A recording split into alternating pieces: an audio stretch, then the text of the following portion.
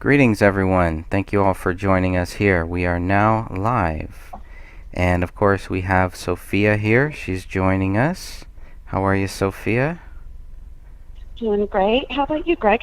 Not bad at all. Just got home, so the timing is right on point.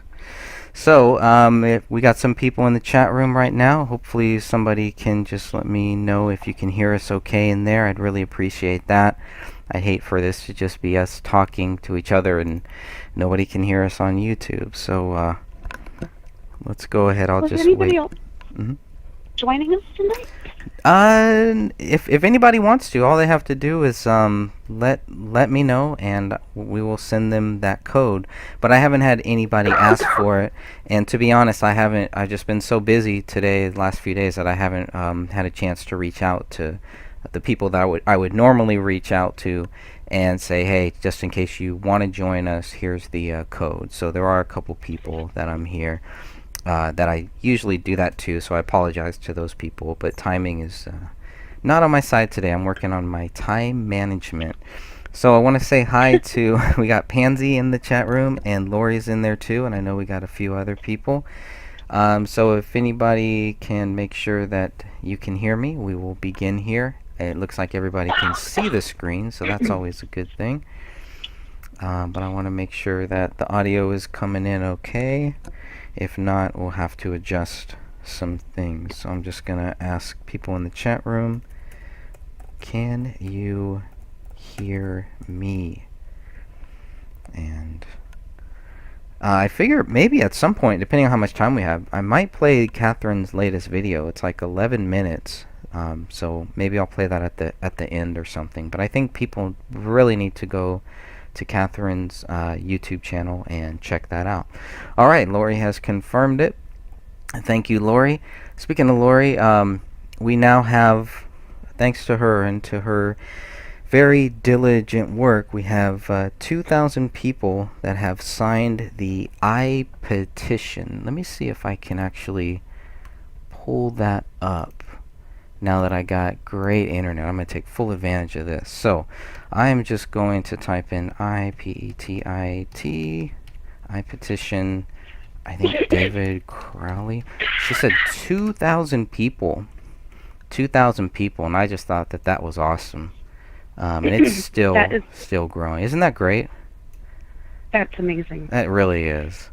So, and I think she's going to help update the names and everything here. But if anybody does want to sign that, like, just do what I did. I just typed in I petitions and typed in David Crowley, and it's one of the first things that came up here. So it's very easy to find if anybody needs help finding that. I wonder if I could just go ahead and post this in the group here, or maybe I should wait a little bit.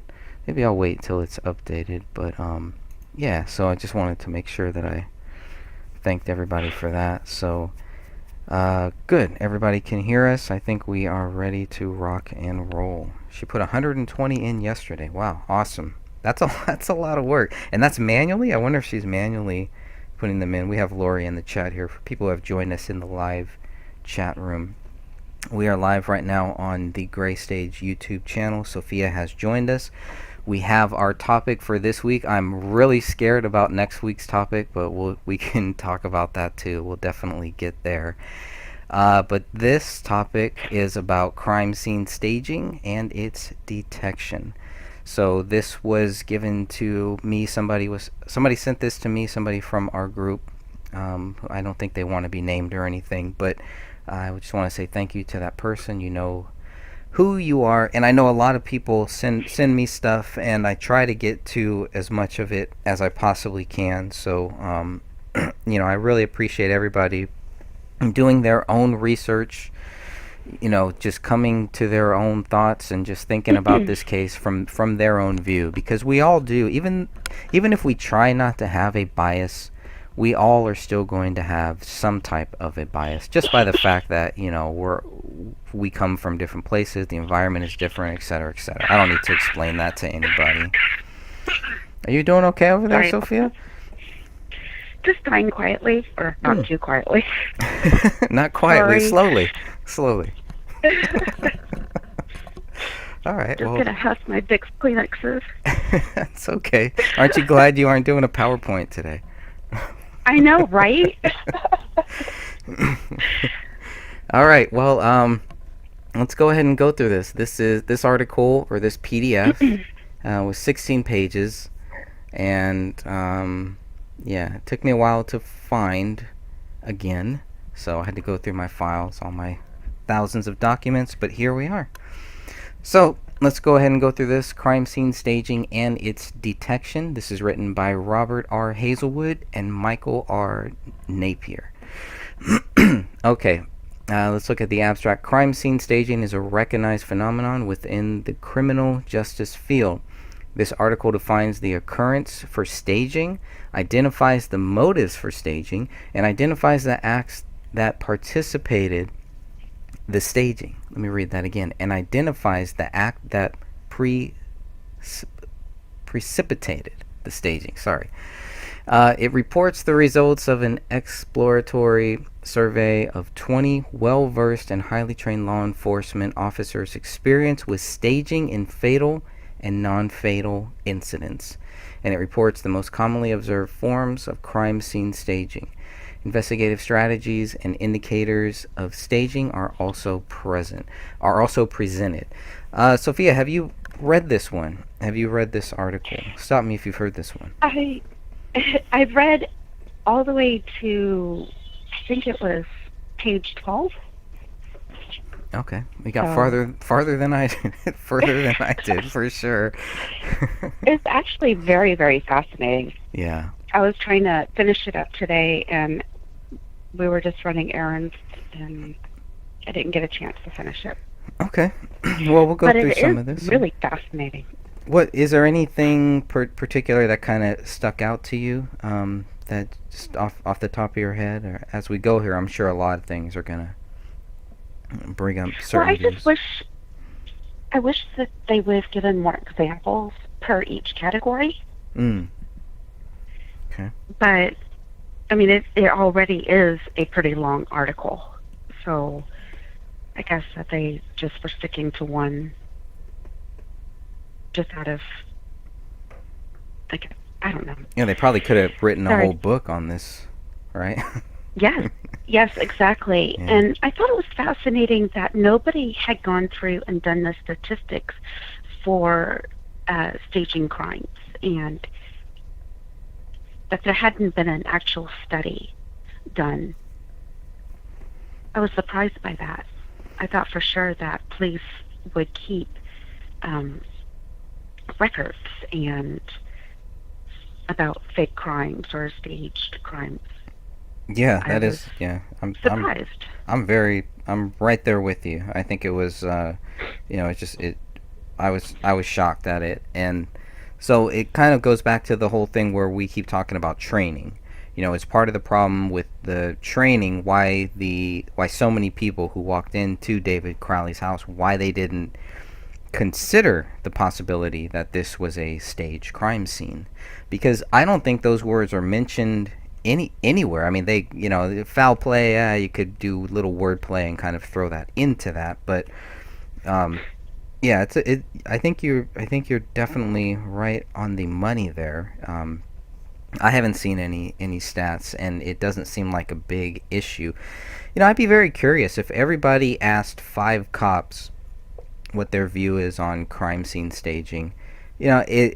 What type of answers would you get? Would you get the Hollywood answer? Oh, that only happens in the movies. In real life, that stuff doesn't happen. Well, here we have some real things.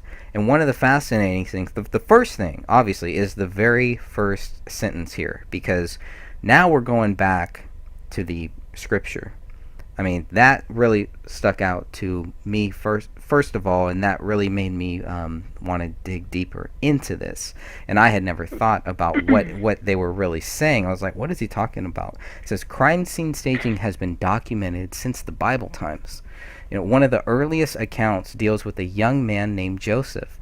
His brothers sold him into slavery and then conspired to convince their father Jacob that wild animals had killed and devoured Joseph. Interesting right there. Mm-hmm. Because obviously there's some similar things that happen with David. Obviously, they're not saying that the animal killed them, but animal scavenging, that just is just that weird connection.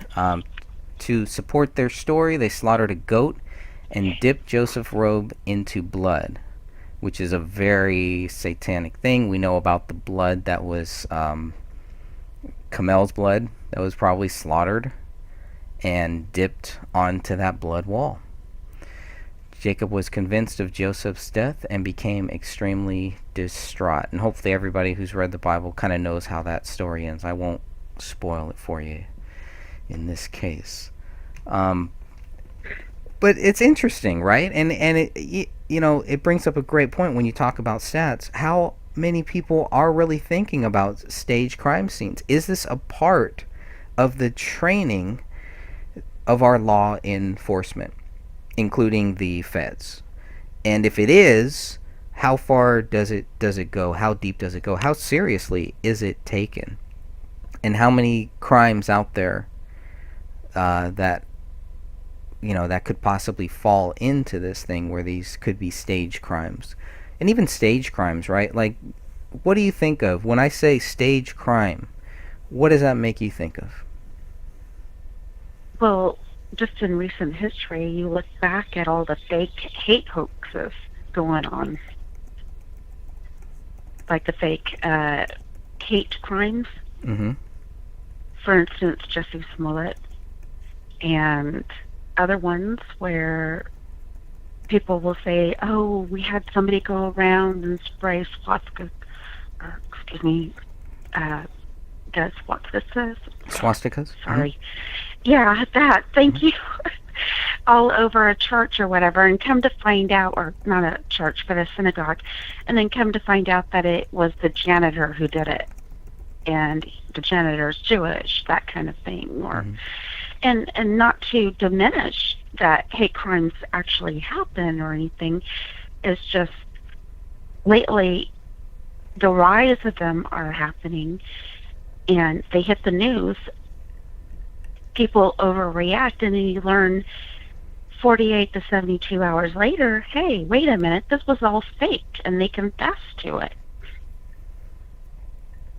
But by then, the media has that feeding frenzy, and people all over the internet have gone stir crazy, and they're on to the next thing and totally have forgotten about this.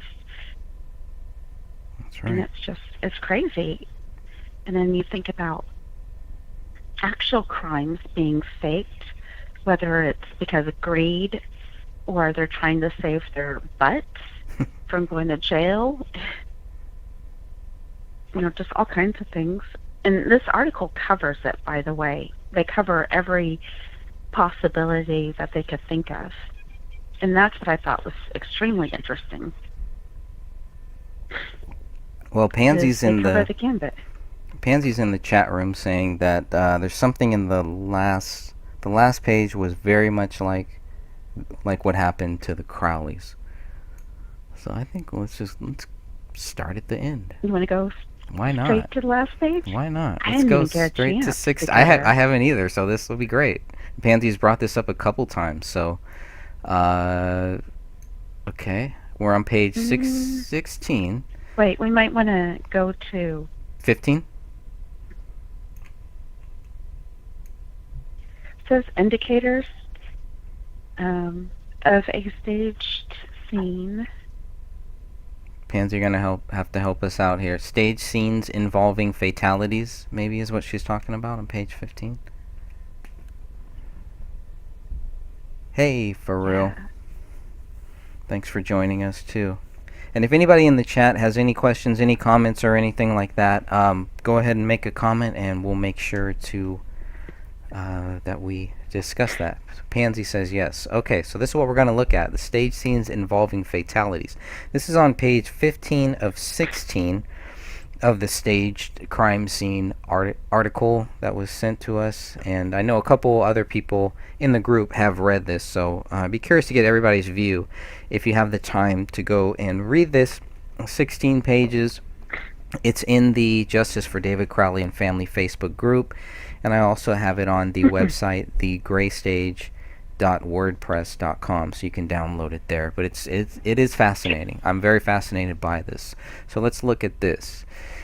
Okay, stage scenes involving fatalities. 19 of the 20 officers, that's 95%, stated that the staging offender in stage scenes involving fatalities is most often white, and they unanimously reported that the person staging the crime was most often male. Interesting.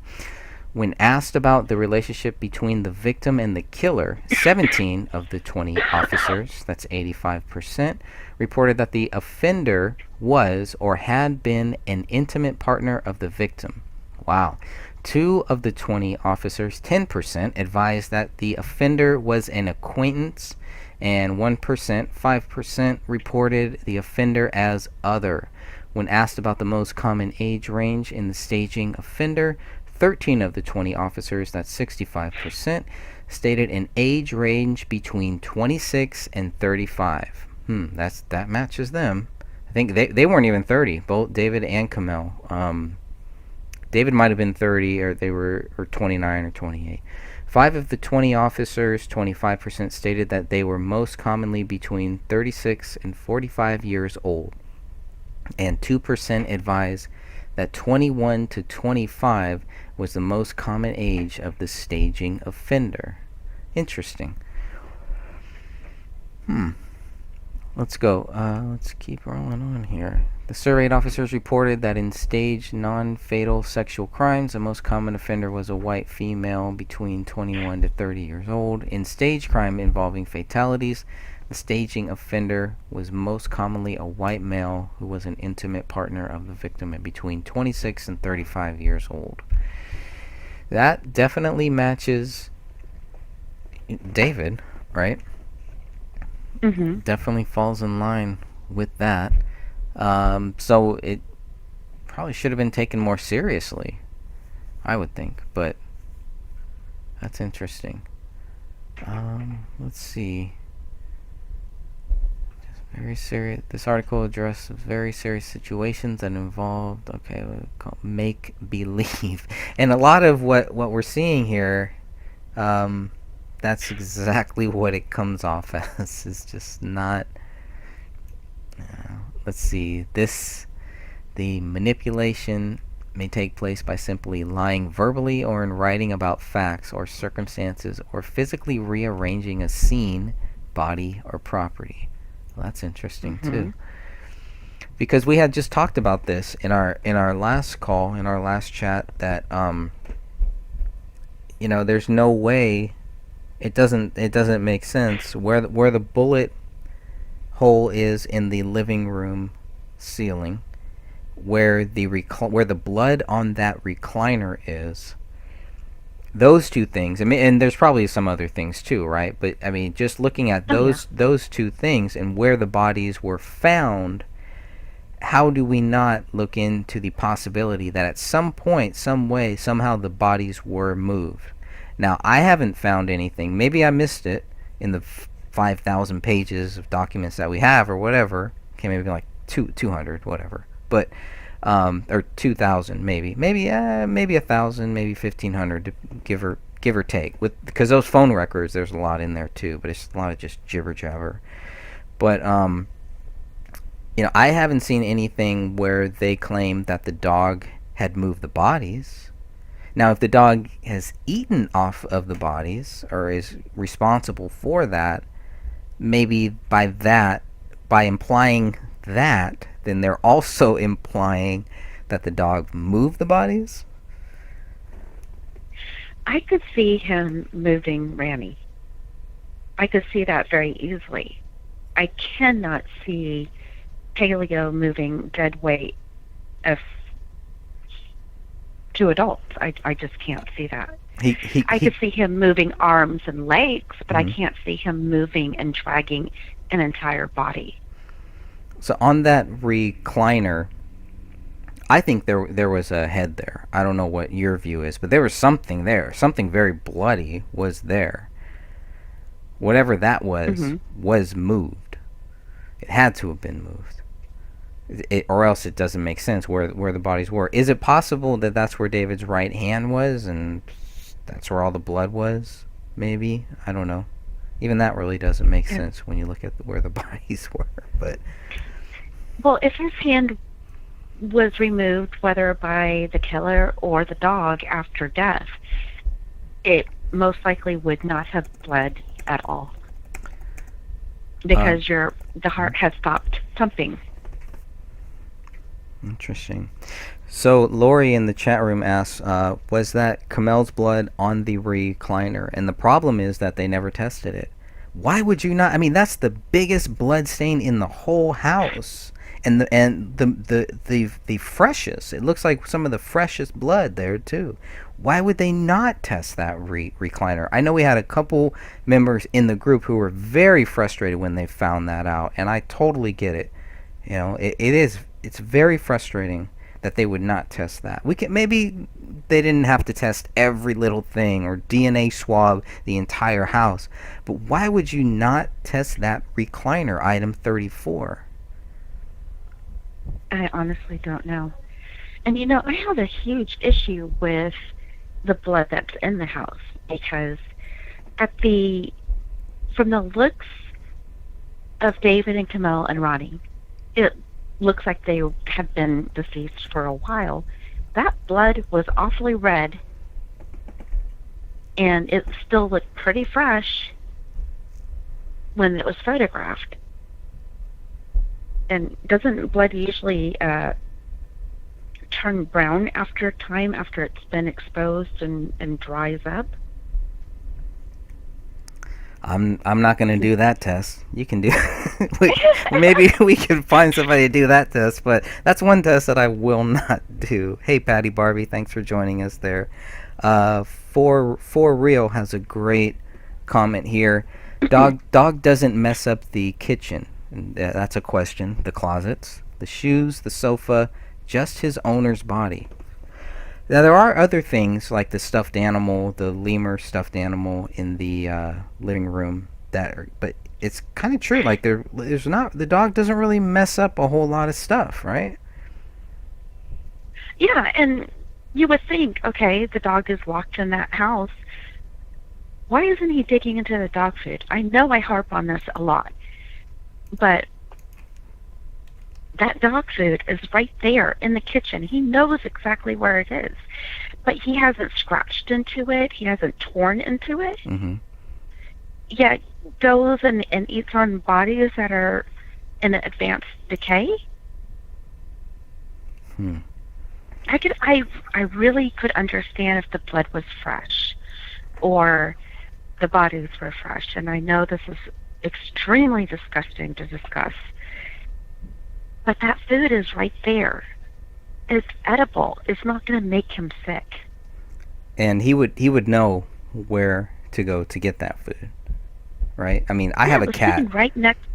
Yeah, I have a very small cat, and she knows where her snacks are. And dogs are a lot. I think dogs are a lot smarter than cats could ever be. Not as moody too, but there were dog biscuits in the kitchen on the kitchen counter too. Maybe Paleo couldn't reach. And I'm butchering his. I've been butchering his. Very.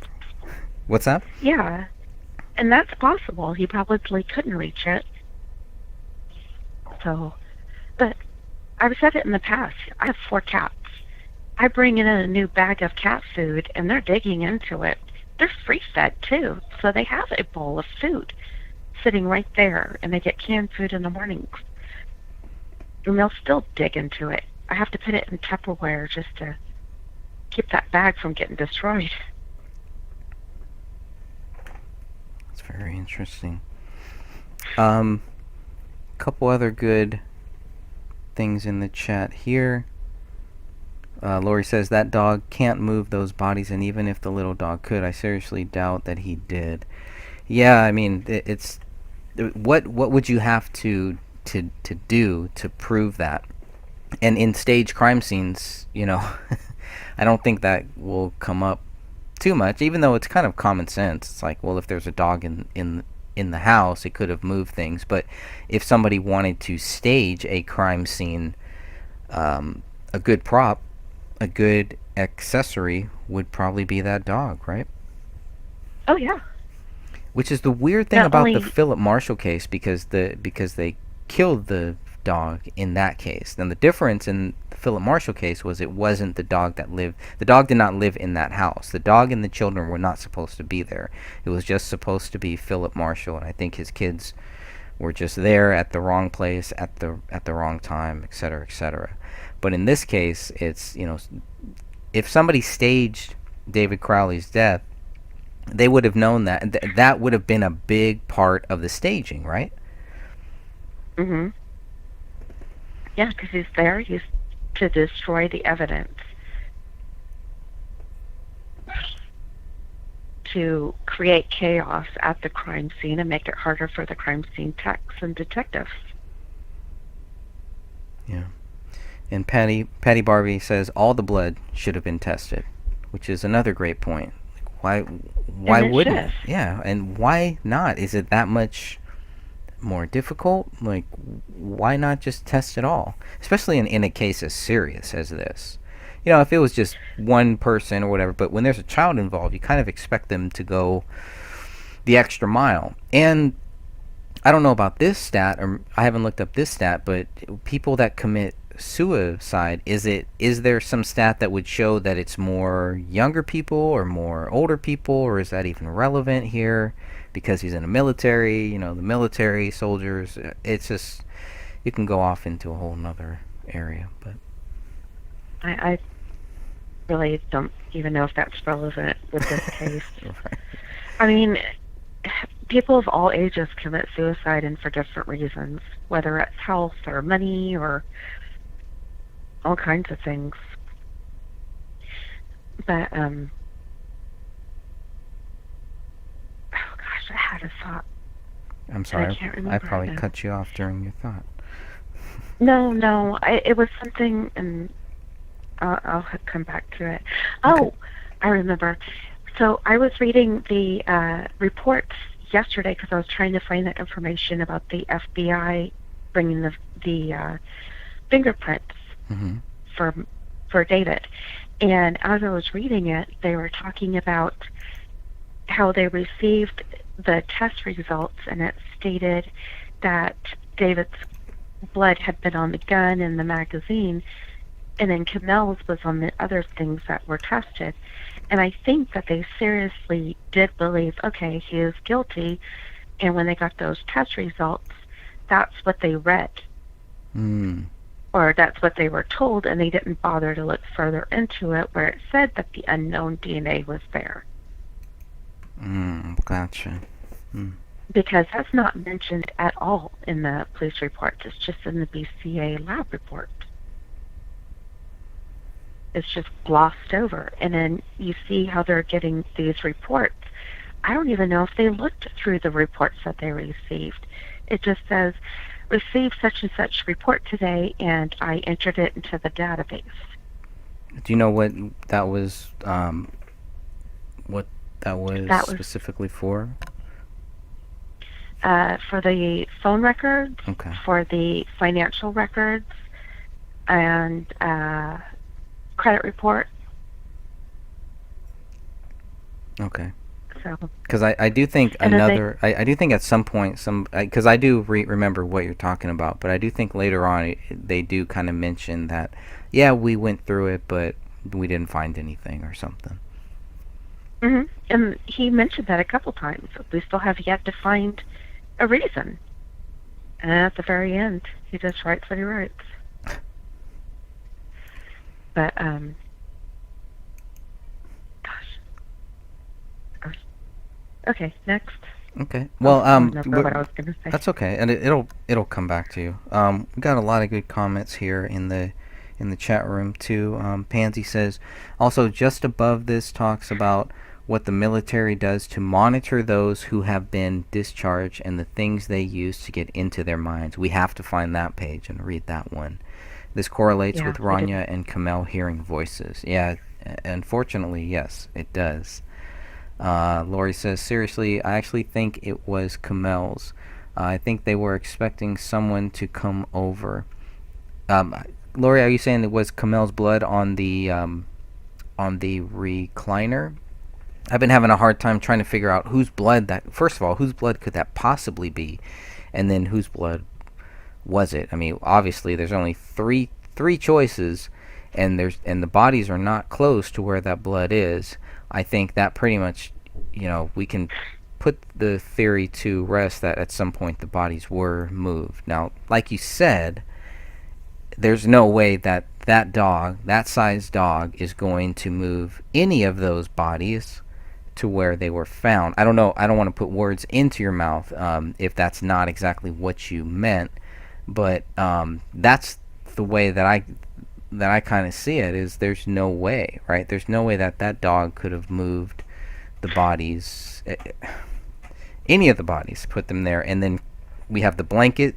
So because of where the blue blanket was found next to David and his wife, is kind of weird, but the only one that would make sense is maybe Rania, because like you said, that's the only one that the dog could have probably moved. Now, if Rania's head is where that big recliner stain is, and I'll see if I can pull that up here at some point.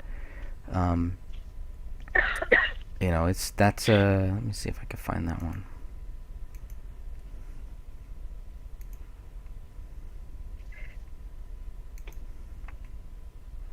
I don't know if I know we have it in our photos here somewhere. Oh, I know what I can do. I need to get more organized. While I'm looking at that, let's see. So DNA. Patty says DNA should have been taken on his friend Dan Jr., who would have come through as familiar. I want to find Pansy. If you know what page that is, we're gonna go and look at the military thing. I just want to pull up item 34 here. Go ahead, Sophia, if you got something. The way that Ronnie's shirt is pulled up by her neck. Mm-hmm. If she had been laying against that recliner, her shirt wouldn't have been pulled up that way if the dog had pulled her closer to Camille. It would have been pulled down, not up. Mm.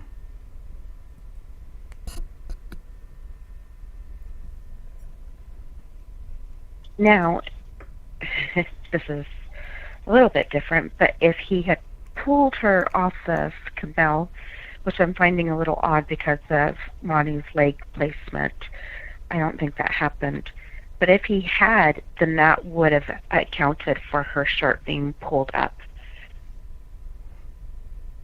I mean, it's pulled up all the way. It's like almost, it's gone. There's barely any shirt there from it. We had another member in our group who found that, and Samantha, she was very, that was something that really stuck out to her, and until she said that, I had not even thought about it. And once she said that, it was like, well, that is kind of weird that it would be up that high and everything, and then almost gone, and like, why? So it's just another great reason to find good people, sincere people, and to try to talk to each other, to bounce ideas off of each other, and to try to hear other people's points, because that's definitely helped me. It's helped me a lot. I'm gonna go to, we're looking at the BCA images, the 711. I know it's here somewhere. Maybe I missed it. Yeah, it's in a few different places. So this is the recliner that we have here pulled up, and here in the lower right hand corner is where the blood was, and I'm gonna get a much better photo of that. This is weird because this was taken once the recliner was reclined, and that's what threw me off, because I thought, okay, that blood was kind of in this area. If my cursor is showing on the screen, hopefully it is.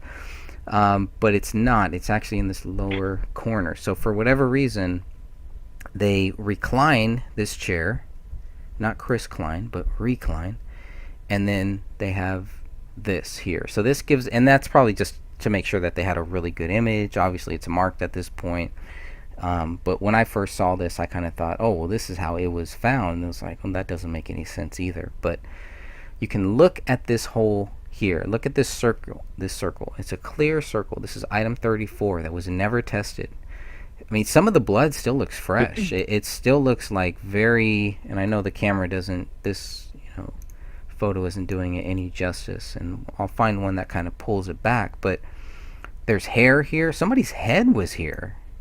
I mean, I don't know how else we can make that clear, right? Somebody's head was there. And it looks like a small head. I don't know. So let me see if I can find a zoomed out one of that. Hey, Stephanie, thanks for joining us here, too. We got 8 people watching. Right on. We got some really good comments that we're probably passing up, but I want to make sure we get to everything. And, of course, we're going to have a little internet issues here.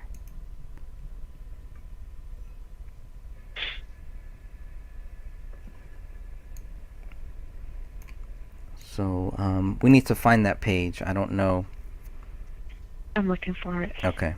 We need to find that page with the military thing. And I'm just going to look for... I want to get off item 34. I just want to look for the image where you can see where that was found. It's probably at the very bottom for whatever reason.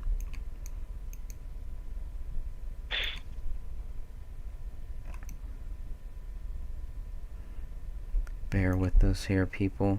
I told myself I was going to pull up these images first so I wouldn't have to do what I'm doing right now. But that's what happens. We're going to find that image. The image will not escape us here. Just going to take a little while to load. Getting closer. No? Here somewhere. I mean, there is one about, I don't see what Pansy was discussing. Okay. I'm going to try scrolling to see if there's something else.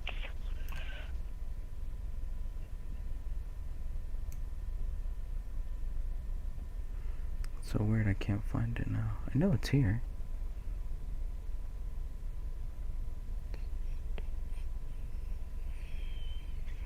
Oh, maybe it's not. Maybe it's only in the image with the bodies. Maybe that's why I can't see it here. Oh, yeah, it is, actually. Because I was just looking at that image. And they kind of hide that one, too, then. I mean, there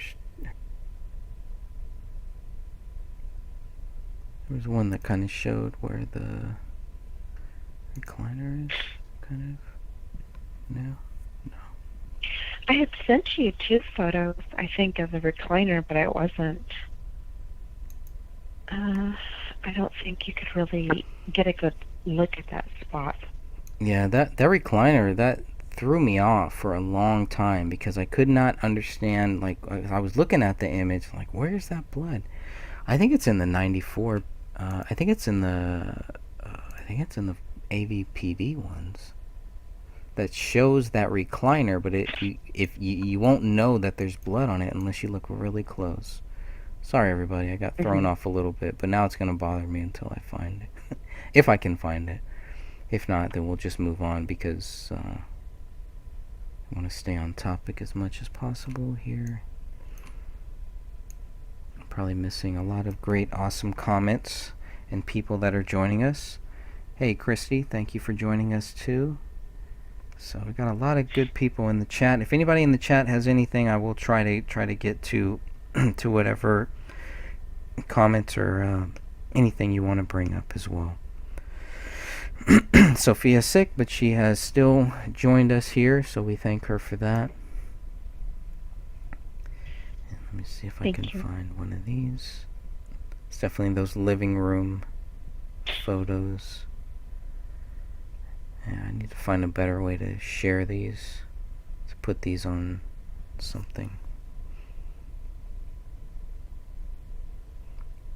Yeah, I guess it doesn't have it. That's too bad. I thought I could have sworn I had one of these. And these thumbnails don't do it any justice either, because the thumbnails don't show everything in the picture. But I will definitely find that, because there is one that kind of, where you can see where that blood is. And it's in one of these 94 pages, because I remember, because I went back because I missed it. There it is, right there. Okay, so it's the image DSC 520. I miss this. I mean, there is so much in this image here. Let me see if I can make that a little bit bigger. There was so much here, and obviously this was the first and the only image that we got of the bodies, where the bodies were. You can see like all of this blood spatter and everything here. And then where I'm zooming in, I'm not going to zoom in, but I'm going to put my cursor right here. I miss this blood, all of this blood. So they had already labeled it. They had already labeled it item 34. And then, obviously there's no body or anything next to it, near it. But it was just very, very odd. And this is pulled back too. So this recliner was on this rug. So again, it's not the best one, but I totally missed that there was blood here. You would really not know it unless you were able to zoom in and kind of see that there was the item 34 and that there was the blood there. So I thought that was it was just interesting how the blood would get there. And without, I mean, blood just doesn't go there, obviously. So somebody was there. It clearly shows that the bodies were moved. Anyways. And I do believe that the bodies were moved. If you look at the photo of the bodies, you could see that there's like a really dark spot where I think that Rainey might have been laying, or she could have been laying across her mother. Both those are very plausible situations, but by the time the police got there, she wasn't in that position anymore.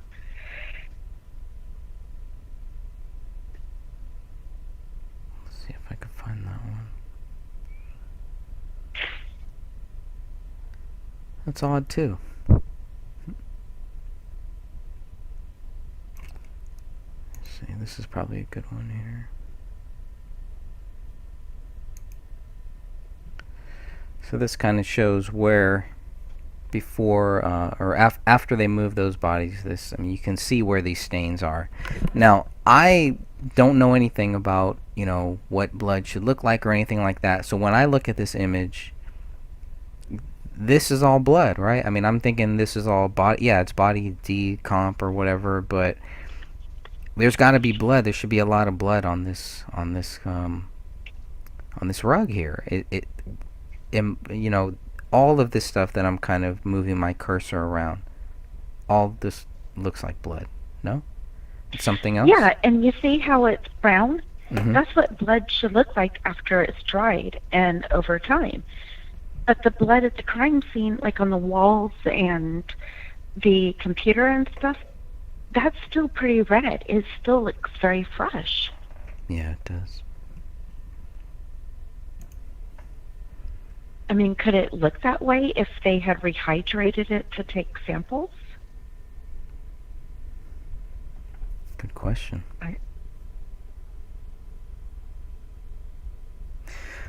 Stephanie asked, Ranya's shirt being pulled up could have been done to try to encourage Paleo to scavenge. That's an interesting thought. Yeah, that is an interesting thought. It's a sad thought. Stephanie says Ranya's shirt being pulled up is indicative of her being dragged. That's interesting too, because I had always thought maybe the arm, there was a struggle. I think Ranya's missing arm shows signs of a struggle, possible signs of a struggle, right? I mean, I don't know. Or it's very possible she could have been dragged and they were dragging her and it just came off. God, I feel so horrible discussing that. Yeah. Patty says, I don't see brain matter, but maybe from blunt force trauma. Well, yeah, the dog is credited with all of that. So, the reason why all of that is missing is all credited to animal scavenging. Mhm. It is. Take it for what it's There's worth. so much. Yeah. Let's see. So much that's accredited to paleo. Yep. And then without tests. I mean, that's the biggest thing. It's like, okay, that's fine, but like, why come to this conclusion? Somebody brought this up, and I forget who it was. Somebody in the Facebook group, I think, or it could have been in one of the chats, in one of our live chats or something. But they brought it up about how, and we've talked about this many times, but it seems very, very clear that people doing their own research are seeing this same thing, where all of this whole dog scavenging thing starts is with Judy's 911 call. Mhm. I mean, I would love to, just think that that's just a coincidence. It's whatever. Someone who has watched too many movies or something. I don't know, but it is very odd to even say that. Just because there is a dog in the house, I don't know. I mean, I could not tell. If I looked through some window and saw these dead bodies, I wouldn't be able to tell that there was dogs scavenging. Nor would I say that, or nor would I even guess that. But I also wouldn't say that, well, it was a murder or a suicide either. You would do what Colin Prochnow did. Mhm. And did she say that she had seen paleo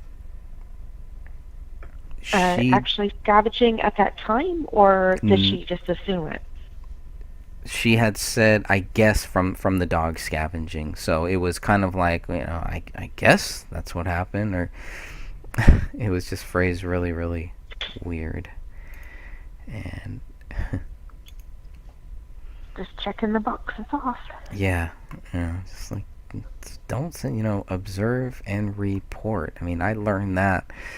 I was a security guard for years, and it's like, that's all you do.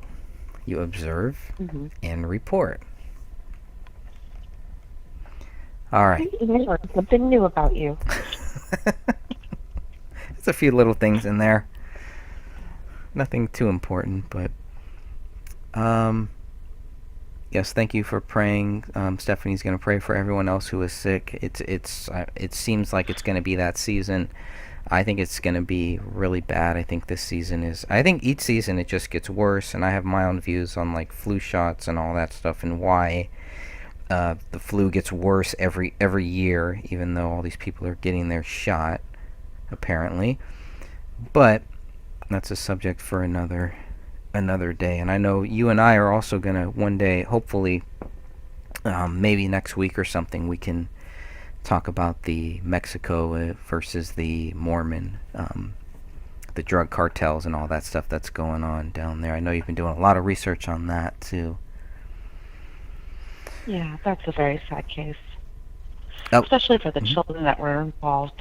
Oh, yeah, that broke my heart. I mean, I was like almost in tears just reading that. And then of course you read deeper and it's like, you find out more and everything, but just the fact that these kids, who cares? I don't care about rivals and whatever, even if the parents were the worst parents, whatever, for kids to go through that and to see all that is just crazy. But there are some things in that story that do not make sense, that I have strong questions on. So but Stephanie also brings up the fact that Ranya's third rib was fractured, right? So there was a fractured rib, and that's more signs of a struggle, I would think, right? A rib just doesn't get fractured. And I've never heard of a dog doing that. Yeah. I mean, it is just strange. This whole case, if you look at everything that doesn't add up, it just is totally staged. Mm-hmm. But by who? Was it by one person? Was it by three people? Right. I mean, it can't be by David, because if he had shot himself and that bullet up in the attic was his, then there's no way that he could have been found where he was without somebody going in there and moving him. Right.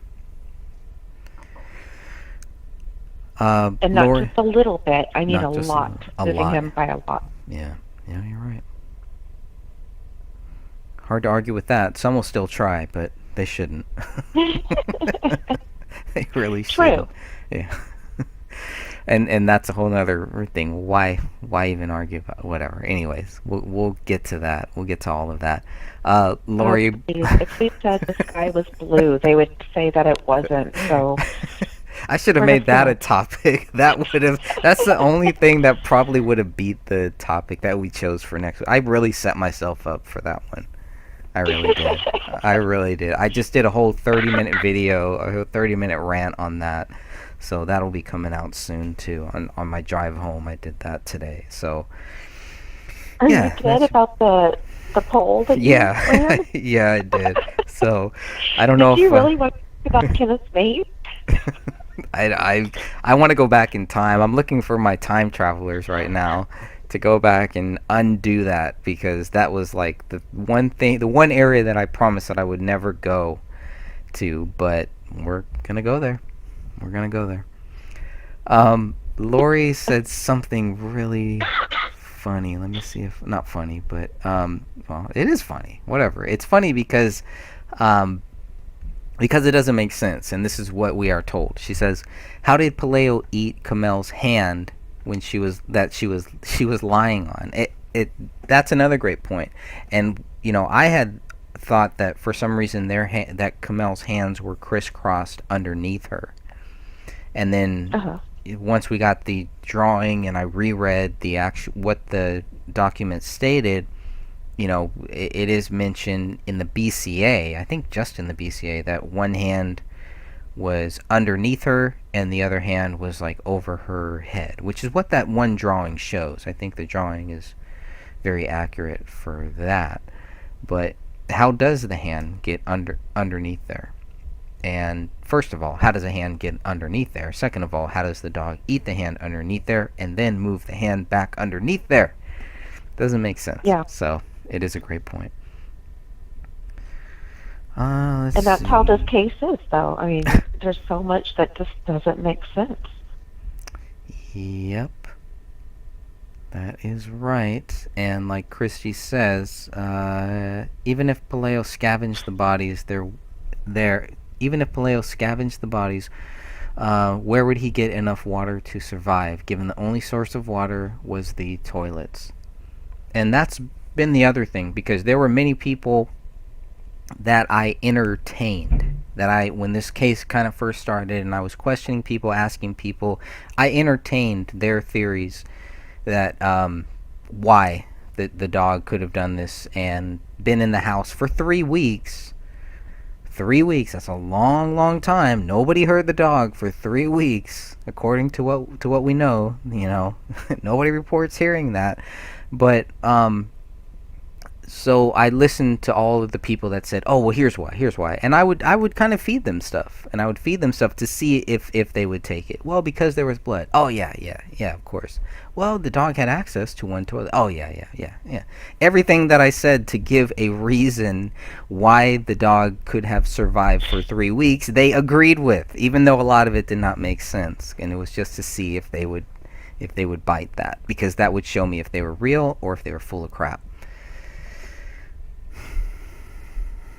I mean, It's even with one toilet and blood, it still doesn't add up.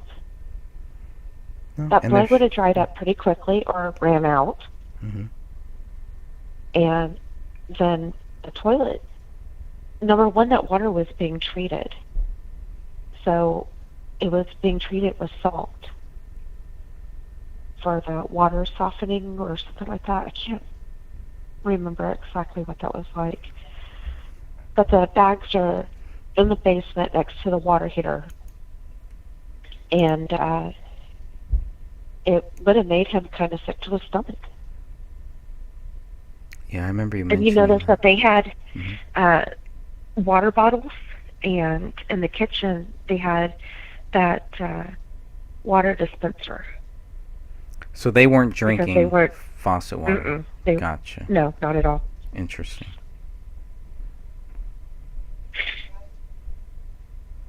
Let me see if I have that. Oh, I think you're talking about this one, BCA 4693, and probably it's going to be hard to see. Morton looks like science salt. What does that say there? Science de salts. Hmm. Yeah. So this is something they were using to kind of purify their water, meaning they probably understood about the fluoride water and all that stuff that they put in water that causes trouble. I remember it must have been late 90s, and because I had had fish my whole life growing up, right? We always had a goldfish that died. You get a new one. Well, I finally learned, don't get goldfish. Get a tropical fish, because goldfish just eat and eat and eat and die. But tropical fish, you can actually build things from them. So, um, but then all of a sudden, one day they were like, "Oh, well, you can't just give tap water to your goldfish. Gold if you fill your fish tank with tap water, your fish will die." And it's like, okay, so I had to buy these two little drops, and I would have to make sure that I put these drops in there, and the fish were fine. But we were drinking that water. We were drinking tap water. Hmm. So it's like, well, what does that do to us? If it kills the fish, how is it okay for us to drink? And so that's when I stopped drinking tap water. We stopped drinking it a long, long time ago, only because our town keeps going underneath water boils. And it got to the point where I think we had four in 1 year, and one of them was almost a month long. And after that, everybody just, if you go to the grocery store, you will see every single cart has bottled water. Nobody drinks the tap water in our town. Wow. And I don't even give it to my cats. I give them RO water, and I use the same RO water for my fish. And Interesting. the in the very beginning, when I started having fish tanks, I was using tap water, and it was way, way too hard, and it killed all my shrimp, my freshwater shrimp. And one of my betas actually has tumors on him, and that was a huge wake-up call. So Wow. I switched over everything to RO water, and I give that to the cats. We don't drink it because I buy the RO water from the pet store. But as soon as we move, we're going to be installing an RO water system so that we don't have to be buying any more bottled water. Interesting. I want to say hi to Shannon John, who has also joined us here in the chat, and I know she's made some really good comments. I don't know, Shannon John or John Shannon, whatever it is. Made some really good comments here. So really appreciate. We have so many people that are looking into this case, doing their own research, and that's you couldn't ask for anything more, right? I mean, I wouldn't ask anybody to look at what I do, or to look at what Sophia does, or what Dan Hinnon does, or what Catherine does, or what anybody else does, and say, if you don't agree with them, if you don't believe them, there's something wrong with you, because it's not about that. It's not about any of us saying that we're right or wrong or anything like that.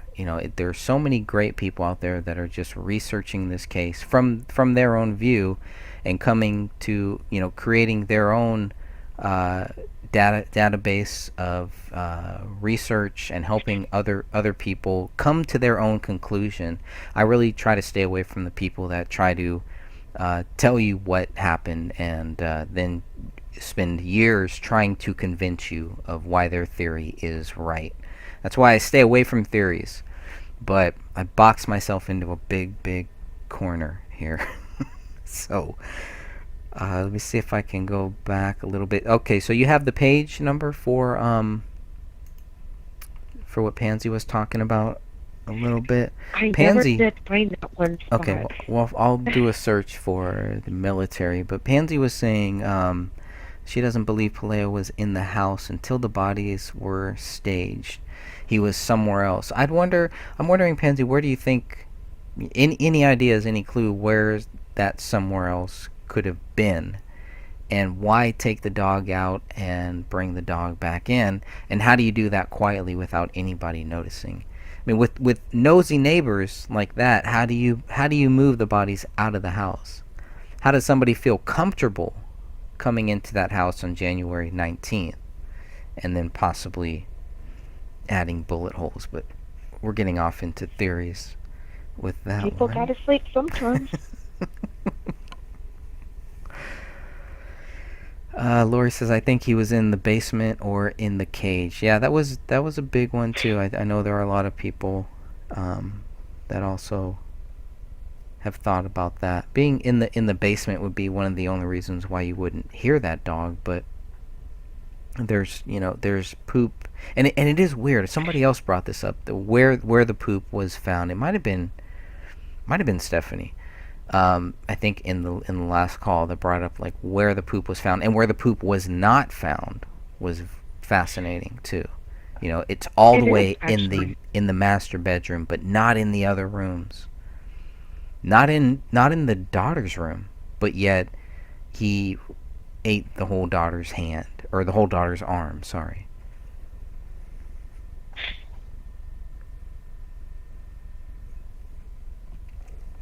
Let's see here.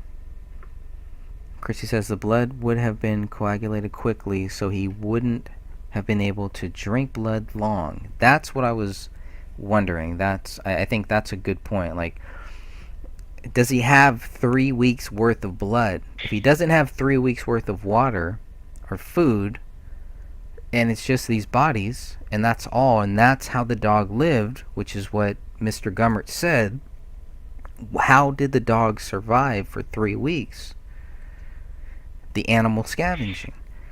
That's what they say. When we say 3 weeks, that is because the police assumed that. I mean, could have been dead for less time, but that's what the police are saying. So that's what we're trying to go along with Right. for Paley. Right. Based on what? Like, okay, they can say that, right? But what are Hmm. they basing the 3 week period on? And it's based on the last internet activity, which they don't do a good job of explaining that either.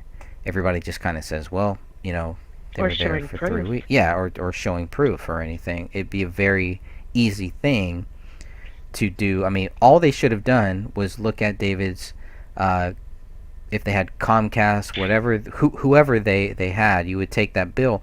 We have all of these other records. We got the phone record, we got their financial records, but not their internet record, not the internet activity. I don't know. I mean, that would be if we ever were able to get a lawyer to help us with this case. That would be one of the first things, and probably one of the easiest things. And maybe they'll give it to us. I don't know, but it seems like you have to ask like 3 times. You can't just ask once. You ask once, no. You ask twice, no. You ask 3 times, maybe, but no. And then you have to keep pushing and pushing, and we shouldn't have to.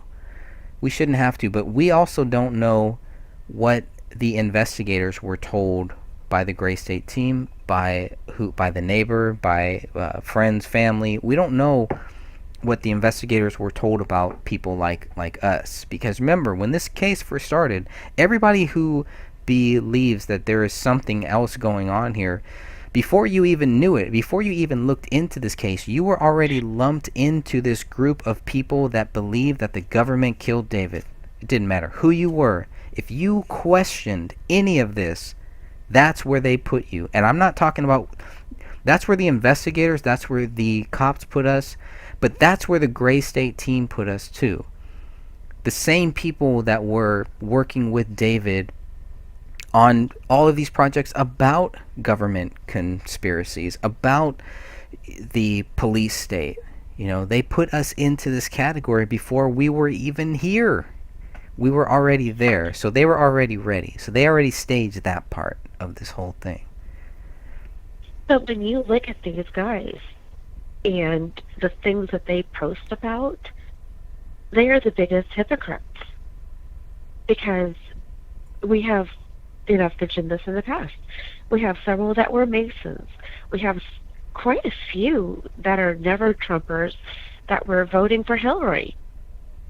I mean, out of all the deep staters, and for guys who are supposedly making this movie against the deep state, against the elite, they're voting for the biggest deep stater out there? Right. It makes no sense whatsoever. Nope, it doesn't. And Shannon John brings up another point that doesn't make sense here either. Why go through the trouble of taking such care of your body as David did just to kill your family and yourself? It makes 0 sense. Just 0 sense. And that's a great point of how, and that's one of the things they never really talk about, David's fitness and how he was always fit. That's why they had to make him look like, well, he was really thin, he was stinky, he was smelly, he hadn't shaved. That all of that does not line up with everything else in David's life. It just doesn't. It doesn't line up with the people that he had surrounded himself with. These were health nuts. These were guys who worked out. These were people who, thought about this stuff, who knew about all of this stuff, and all of a sudden, whatever. Well, these guys wouldn't even cooperate with the police. They wouldn't give their full names. They wouldn't give information to help the police with this case. And the detective even writes about it in his report. Mm-hmm. And I had posted that a couple of times in the comment section just in the past 24 hours. Because when I came across that, I was like, wow. They didn't even care enough to help. But they're supposedly torn up over their friend's death. Mm-hmm. I mean, hell, if David was guilty, at least they could have cared enough about Kamel and Rowdy to cooperate with the police. Right. Right. There should have been a lot more.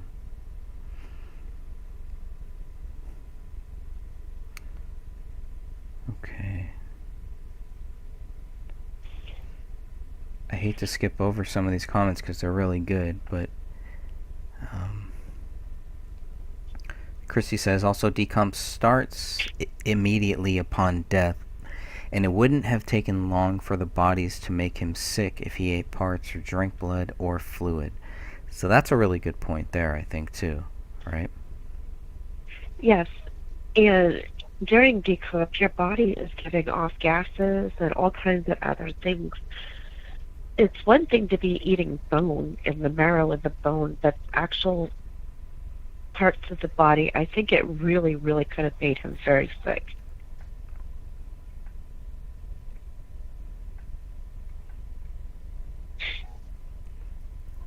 I'm going to find this military part here somewhere. Forensic red flags. Yeah, this article is really good. I mean, you could spend a lot of time just getting some very good tips. I think anybody who wants to be an investigator should try to take the time to look at this stuff. It's just really good stuff. We got more fatalities. Let's see.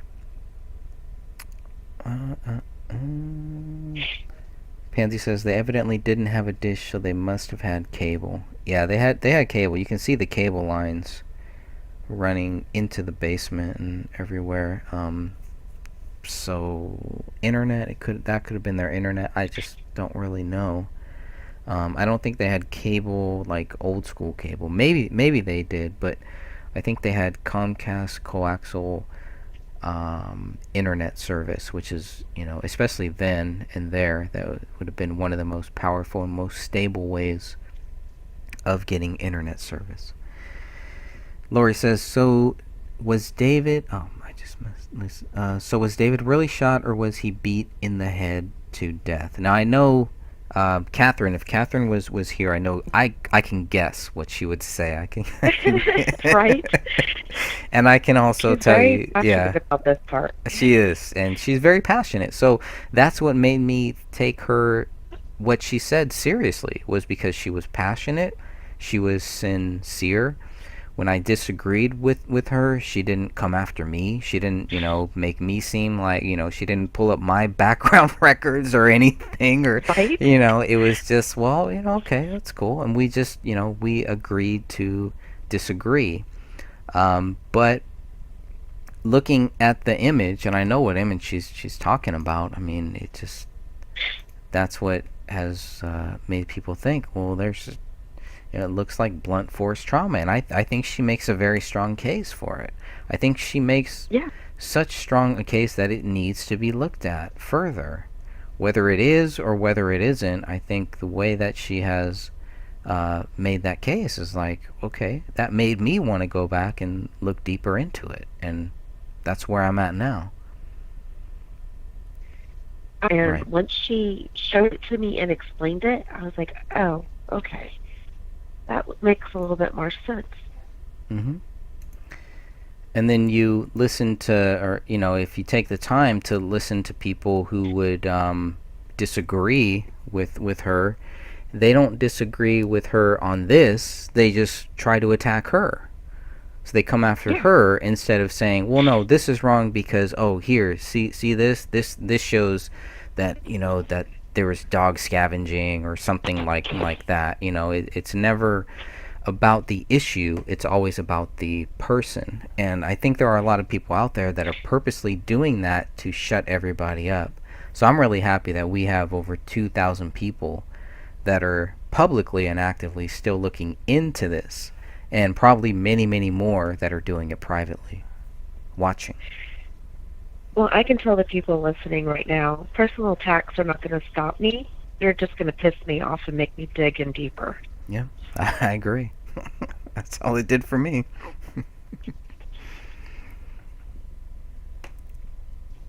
So just kind of looking at this here, this line here, I will disagree with Catherine on this line. I don't think this is a cut line, and if she didn't mean to imply that it was, then I apologize for that. But it's been a while since I've talked about this with her, so this will be a good way to force her to come back on the show at some point. So I like that.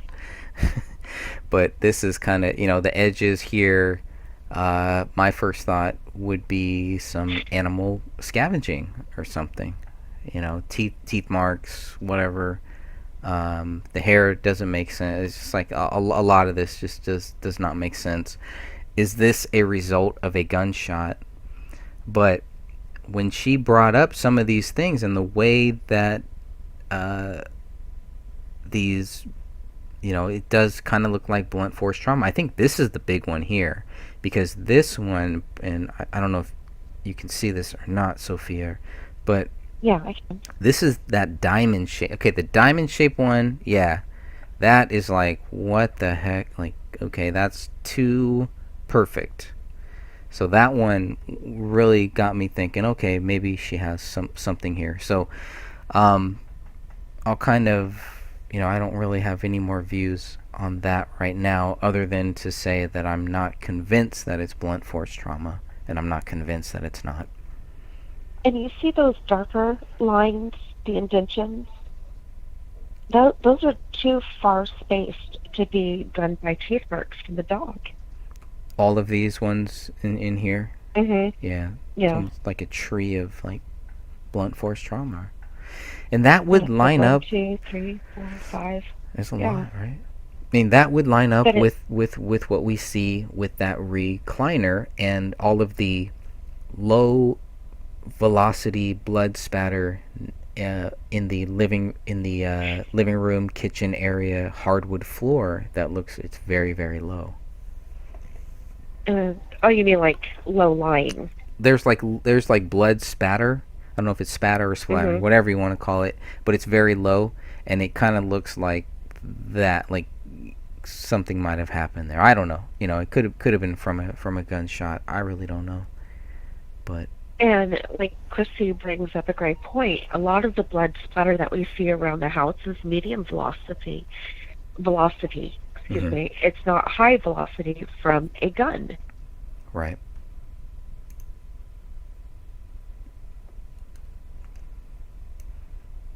Let's see if I can find one of those. Like in this one, BCA 4749. You can see, all of this on the ground looks like low, and then medium, like you said, where this vase is. None of this was really tested. So, but I mean, it all kind of looks like it's coming from the same source. Something being dragged, if you can see my cursor where it is, this whole area, I'm going to circle this area here. If anything was dragged, it looks like it was here. Now, I had kind of thought that, like you said, the dog might have been in the cage or something, or the dog had drugged something, or this is blood, blood that got on the dog's paws. I don't know, but there's no bloody dog paws anywhere. If you look at the image of the dog after it was taken to the vet, I looked at two different things that I tried to really focus on. Was there any blood on the dog's paws? But more importantly, was there any blood on the dog's teeth or in that mouth area? There should be a lot. There should be there should be something there, right? Especially if that's what Mhm. what kept the dog alive for 3 weeks. Yeah, especially around the muzzle and everything, but Hmm. you just don't see it. No. Nope. The highest velocity of spatter, I think, is on the south wall where that light switch is next to the Christmas tree. That's the Okay, so highest. where they had photographed the gun? Yes. Yes. See if I can find that one. Let's look at some of these. Here's a good one. BCA 4945. And unless you really zoom in, you can't tell, but it's there. Like I can point right here, right here, right here, here, and then all the way over here. There's gotta be blood on that Christmas tree, which was never tested either. Are you able to zoom in at all on that wall? I think so. Let's see. How deep? Close that. Let me know when you can see. I know there's a delay if you're watching on YouTube. There's a little delay on there. I was just hoping to see if we could see the actual blood splatter. Oh, you can't see it on there? It's all over that south wall. I'm gonna have to go to the actual photo Okay. Yeah, in the it's Dropbox. it's definitely there. I mean, there's a good set. So if you look at the 7-Eleven photos, the BCA one, um, BCA photo. yeah, let me zoom out a little bit here.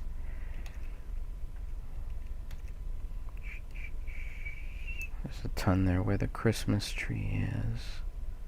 See here. Yeah, right around BCA 4941 through BCA 4945. That's where you can really see it there. So it has to be on those books, which I do remember Sidra, Kamel's sister, saying that some of the books that she got had blood on it, which makes sense.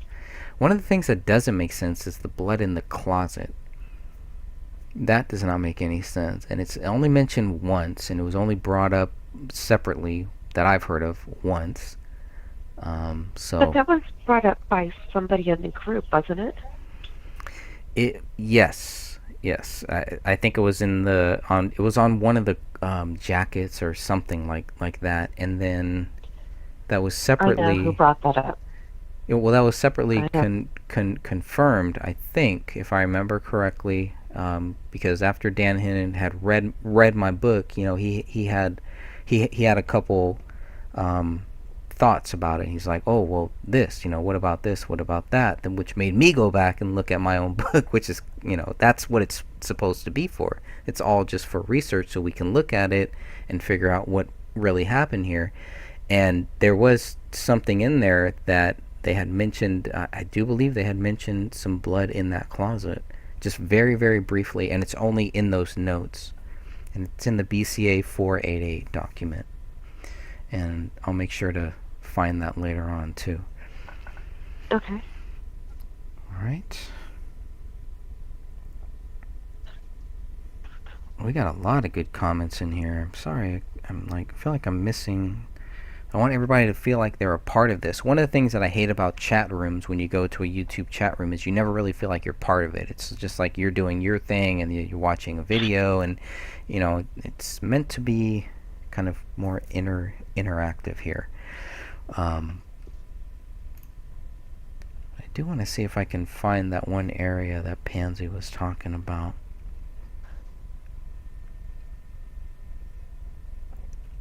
About the military. If I just search here. Patty Kamel was the one who had socks on. Ranny and David were barefoot.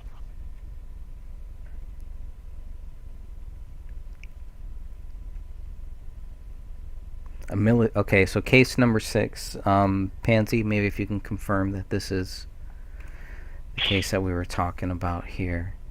But there's a lot of good cases here, and I think it's, anyone who is interested in staged crime scenes, you can learn a lot from this here. And I do hope to reach out to the author, one of the authors that is still with us. Let's see. Chrissy says the orange yellow wall is very clear that it isn't high velocity. Definitely. Everything looks low and then medium. And even on that south wall where the front window is, that's the south wall there. That's medium too, right? Still looks a little higher than the others, but it's still medium. Yeah, that wall looked like medium. In fact, I don't think I even saw any high velocity. I know that you were talking about that one wall next to the Christmas tree. I still need to find that photo. Yeah, that's the south wall. That's where the front window is, next to that light switch. Oh, I have that screenshot. I'll pull it in a minute. Okay. Look at it. See, Pansy says the spot behind the chair has those footprint spots, like by the counterpart. Very interesting. Hey, Paulette, thanks for joining us too. And Johanna Love, thank you for joining us. She says she saw and felt something being hit in the head coming into the kitchen from the hallway. Interesting. Stephanie Bowling says, didn't Sidra say there was blood spatter on a white coat she got from the house? I think you're right. The coat was in the front closet, I think. Yeah, I think you're right. And I'm going to look at that front closet. Yep, you are right. That's exactly where that came from. Thank you for that. And I do remember looking through. There is an image here somewhere that does show that front closet. So I'm going to see if I can find that. Which, to me, was like, that makes no sense. Makes no sense. Even if the closet was open. Here we go. Image BCA 4474 is what we're going to look at now.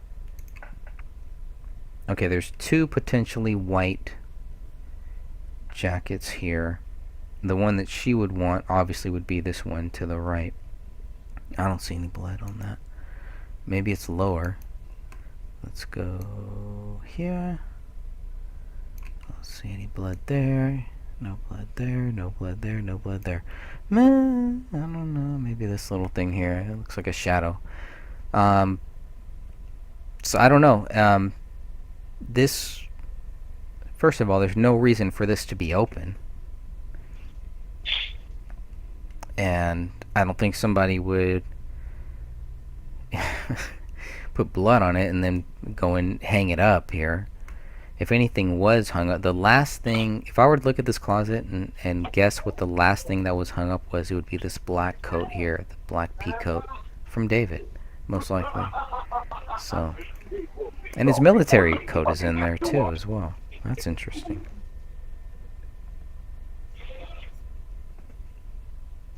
See, and I had some people trying to convince me that there was blood on the black jacket.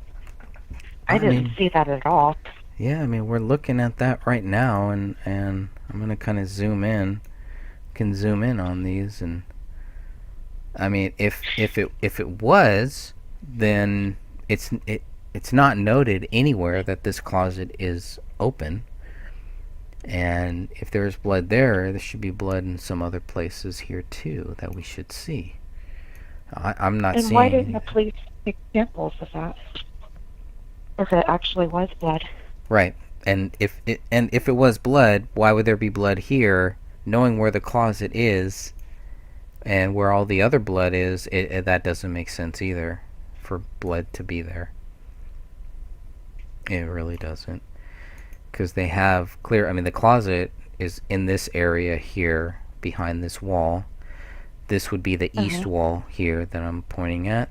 And so next to the door, I mean, none of that would make sense.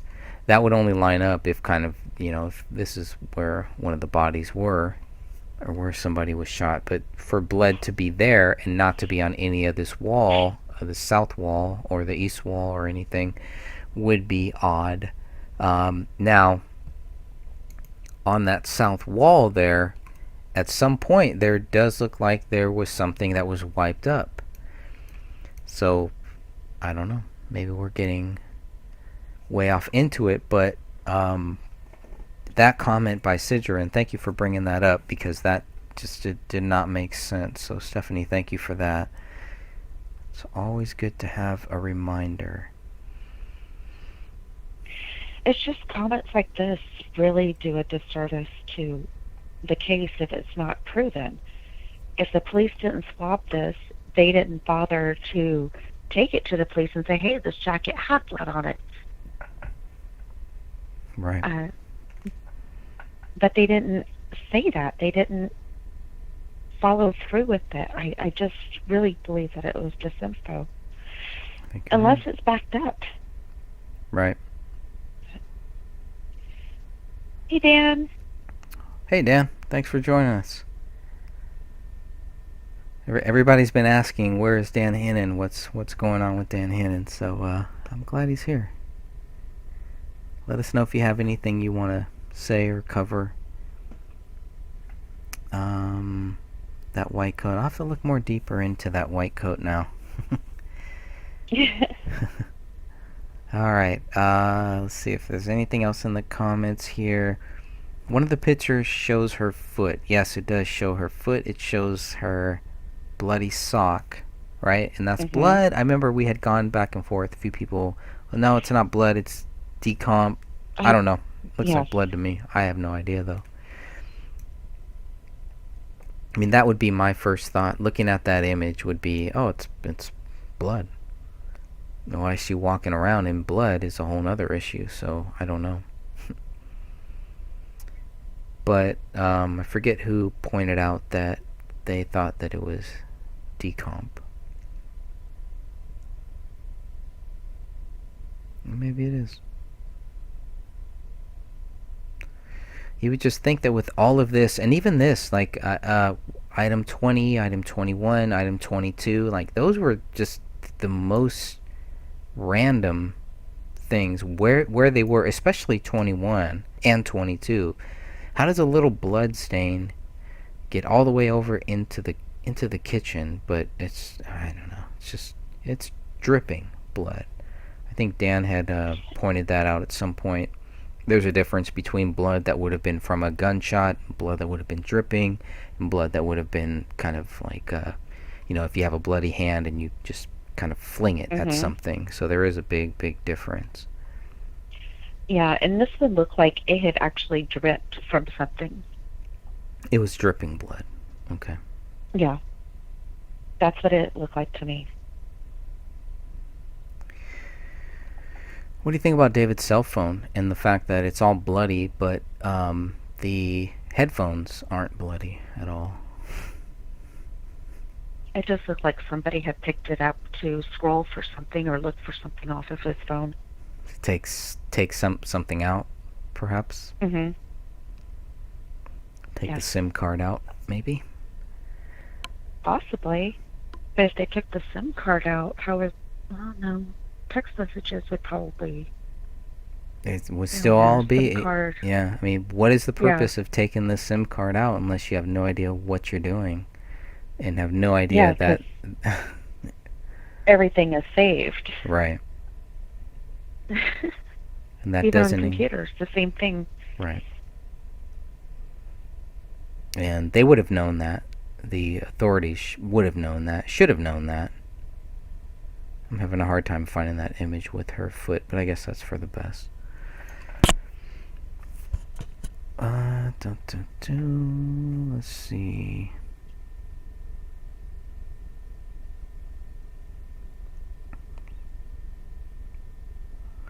I don't know if Pansy ever asked us or not about that.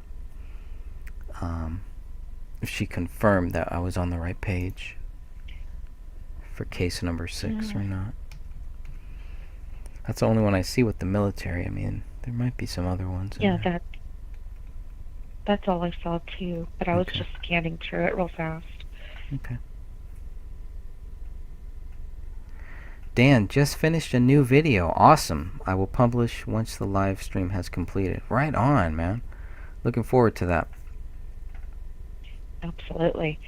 He said it was in related or a video relates to item 57 and the writing on the wall, Oh, great. and it includes a reenactment.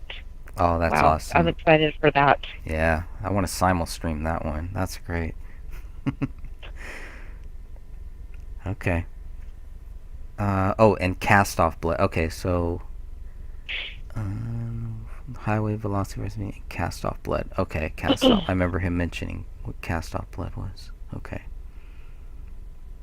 Pansy said to go down further in the article. Further? Okay.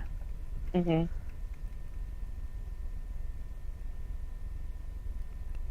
Types of stage crime scenes.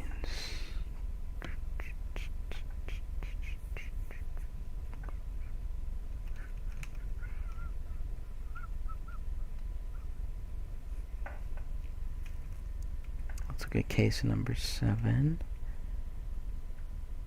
Oh, she says sorry. Scroll up. Oh, my stroll up. goodness. Okay. Okay. All right, so let's go. It's definitely before that one. So, case number 1 is the executive returns home from a business. The anger, revenge. Interesting. Okay. Case number 2, a distraught man called a small police department and reported that he had found his employee dead in her apartment. He didn't. Oh wait. Initially, the police believed they were looking at him. Okay. I'm always interested. The people that call 911. Has anybody ever said, "Hey, this could be a suicide. Oh, this could be a murder. There's a dog, so the dog might have eaten everything." It's just so unheard of, as far as I've found. Maybe I mean, I'm not saying there aren't cases out there with that, but I just have not found any. An on-duty police officer called his station and reported that he was in the region of a county well known for drug dealing. And that's the other thing. Apple Valley, I know, Dan Hinnon, you've lived in Apple Valley. Um, I don't think it's a... Maybe you can kind of give us some background about what Apple Valley is like. Is it a high crime area? Is there lots of drugs there? Type of area this is. And I think that's one of the reasons why the police have gotten a pass, because they don't get a lot of crimes like this. except for one of the crimes afterwards, I think. Yeah. And wasn't there like another one that had happened before, and it was just several years before that. I have to go back and look at Google again. Okay. Case number 5. Pansy, you gotta help us out here. So we're looking at case number 5, and the only military one is case number 6. That's the only one I see.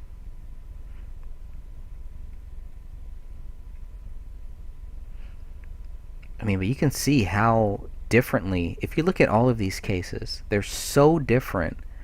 There's so many possibilities, so many, ways that it could be something staged, and it's just like, are they getting trained to look for staged crime scenes? It seems like it's like a movie, right? It's like, because you see so many movies about all these far-fetched things, that those are the things that people don't take seriously, because that can only happen in movies. Yeah. And that's why I keep saying it seems like she was given a script. Seems like it. Not saying it happened, but the way that she just hit every single mark. Alright. She says it's further down. I'm going to go to further down. Now page 10. Case number 7. A man returned from home work and called out for his 14-year-old son. Receiving no response, he decided to wash some clothes and went to the laundry room. On entering the room, he saw his son sitting on a stool, cross-dressed in his mother's lingerie, with a rope around his neck and attached to a hook in the ceiling. Epstein. Didn't kill himself? No. Come on. You said it first. I'm not convinced he's dead. That's a whole nother issue. Oh, yeah. Yeah, a guy like that, nah, he's got some backup plans.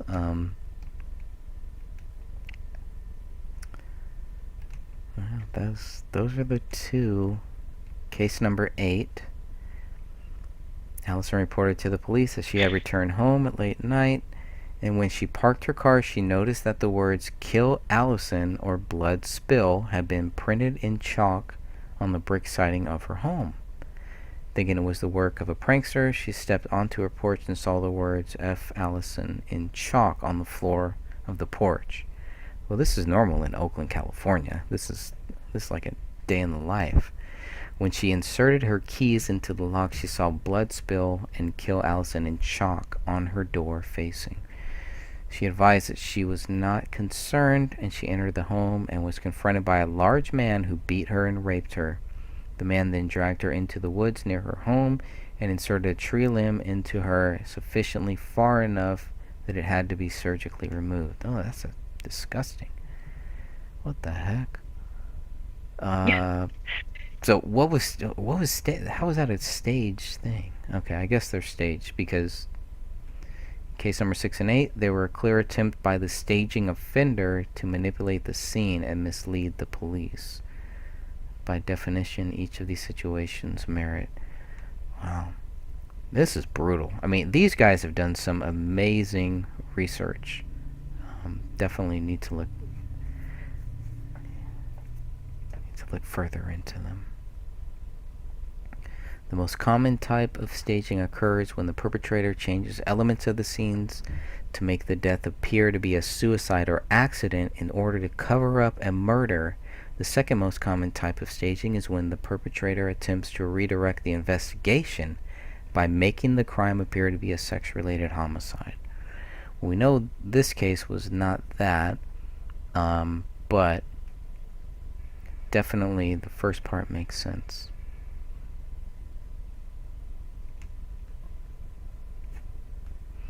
Hey Eric, how are you? Eric Spitfire has also joined us in the chat room here. and he does a lot of good live shows, and he's one of the first people that really helped Dan and myself keep this case going. Back when nobody ever wanted to talk about this, when it was taboo, everybody wanted to move on. And I'm talking about the alternative media, which I used to only listen to. Everything that I would, all of my news, everything, I would not trust the mainstream media.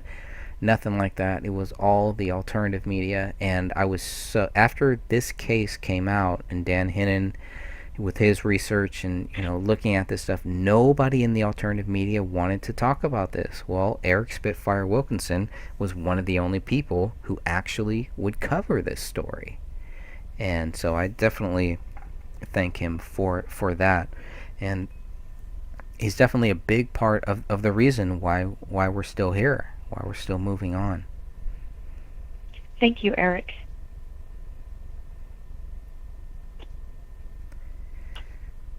Let's see. Non-fatal stage crimes.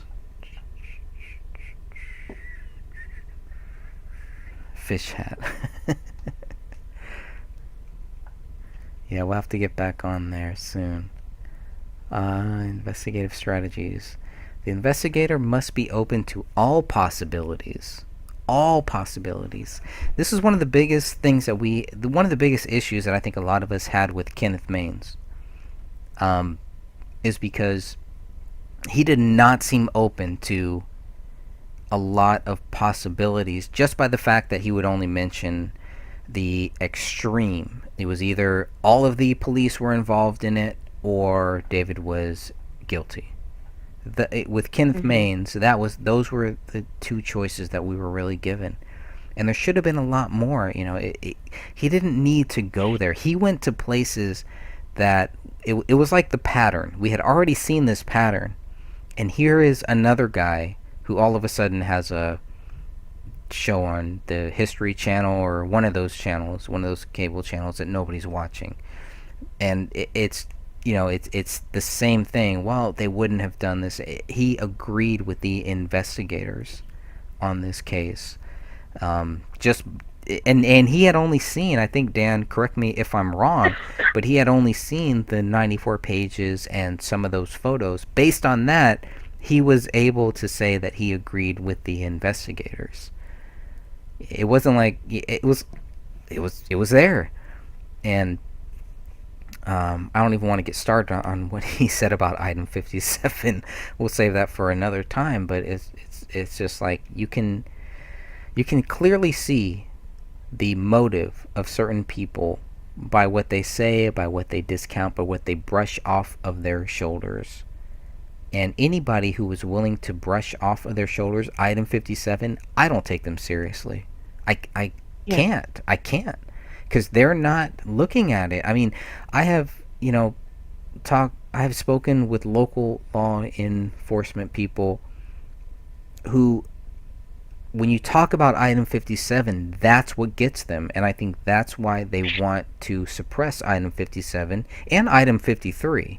Because item 53 is also that's also a big one too. But, item 57 seems to affect law enforcement in a much bigger way than anything else does. Not, it'll always come back to, well, David killed his daughter. When you start talking about item 57, it's not coming back to, wait a minute, let's look at item 57. It's, well, he killed his daughter, so we can't look any further. We're not going to dig any deeper into this, and that's it. Which is what Danny Mason was basically saying too. It's like, because they killed their daughter, he's garbage, he's this, he's that. But it's like, well, wait a minute. You don't even know that he killed his daughter. You can't prove he killed his daughter. Nobody can. So why would you assume that? Exactly. Unless you want to believe that he killed his daughter, then put your tinfoil hat on. I mean, those are the real tinfoil hat people. The ones who believe the official story. Those are the conspiracy theorists. Those are the radicals. Those are the people that do not care about facts and do not care about truth. They don't care about Rania. They don't care about Kamel. They don't care about David. They don't care about finding what happened here. They want to believe what they want to believe because it makes them feel better. Anyways. And for the newer people that just showed up in the chat room, when we're discussing item 57, which is the attic bullet that went through the ceiling, when you look at David's body placement and where the bullet exit on the left side of his skull, that bullet hole does not line up to where David was lying. And especially when the bullet exited, it would have had to do a complete U-turn and then go straight up into that ceiling. And I just don't see that happening. And then for it not to have any blood, tissue, or hair on it, but it still had his DNA, this is a hollow point. It would have certainly had something from David if it had gone through his skull. But it looks very, very clean. I don't see it being tied to him. And then did it only just have his DNA? I can't remember. Or did it have some unknown on there also? For 57? Yeah. Yeah, it was just his. Okay. I couldn't remember if that was an item that had unknown DNA on it also. Or not.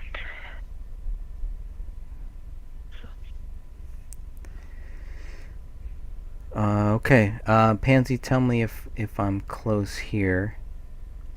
Let's see. Patty says, what are the families doing? Anything? No. The families are trying to move on, I guess. I don't know. I don't know how you can sleep at night, knowing that this case is not solved, that you don't have closure.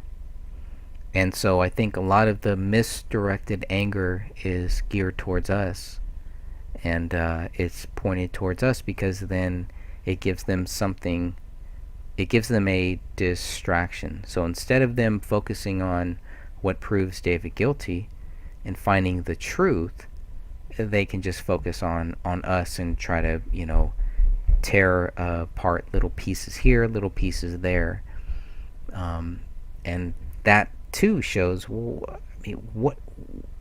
where's the sincerity in that? In going after people who are asking questions. They get angry. That's not normal. I've only seen the anger from a couple of the friends and not from the family. Mm-hmm. I mean, since I've been involved in the case, and I've seen it more from ex-members of the group than anybody really connected to the case besides one particular person who shall remain nameless. But, I mean, because she's just as bad as Beetlejuice. You say her name and boom, she's there. So, but the family, I haven't seen any anger from the family at all. No, I've only heard of it. It's only talked about by other people, right? It's never, I mean, that's never been an issue. I've never seen that issue, really.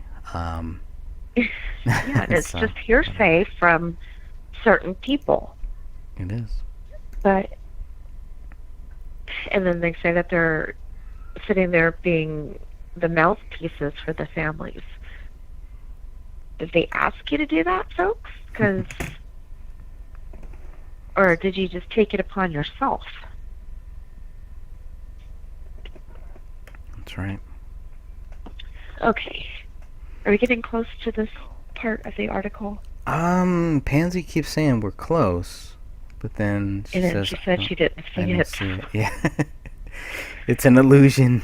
It's in your mind. I mean, the only thing was number 6. That was the only thing that I saw that was tied to a military person here. But what I think I want to do right now is I want to play this video. to play Catherine's video. It is so good. So this is an 11-minute video. We're gonna take a little break. I'm gonna take a little break. I'm just gonna mute myself for 11 minutes, and then everybody, if you want to come back, and we'll discuss the contents of this one here in preparation for Dan Hinnan's video that he just put out. Curious to see. Oh, look at this. Crowley case updates, getting the visual. Oh yeah, he's teasing us.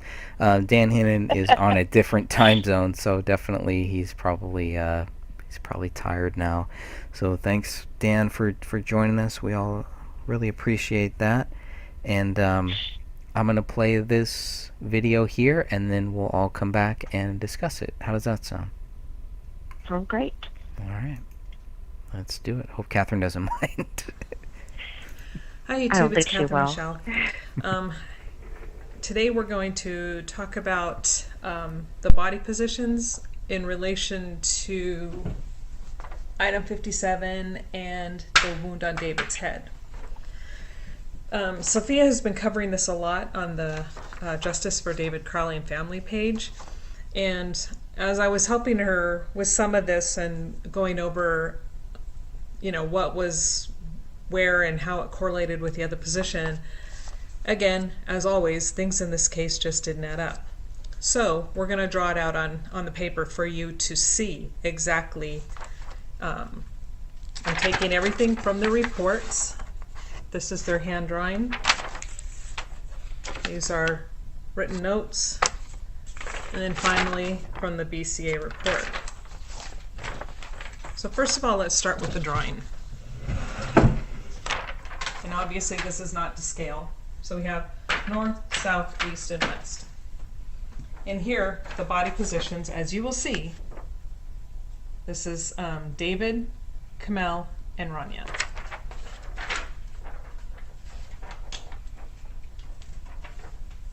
Now, in all of the reports, it states that David was positioned, he's on his back with his arms fully extended, and we all know that, fully extended. And his feet are northwest, and his head area to the southeast. I think if we can get that close, you can see that. Now, this drawing roughly represents that, so we'll kind of go ahead and do this. And I'll do stick figures. So we have David's missing head, so obviously we just have feet. So here's north, here's west, here's going south, and then his arms fully extended, missing the head. Here's where his head should have been. And now we have Kamel. They show Kamel as being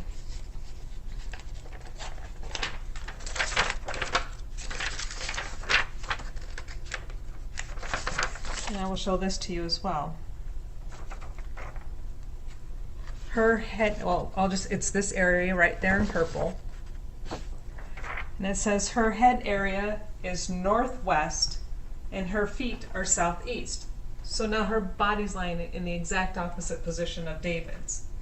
Of course, this couch actually comes out more. We'll make this the cushions.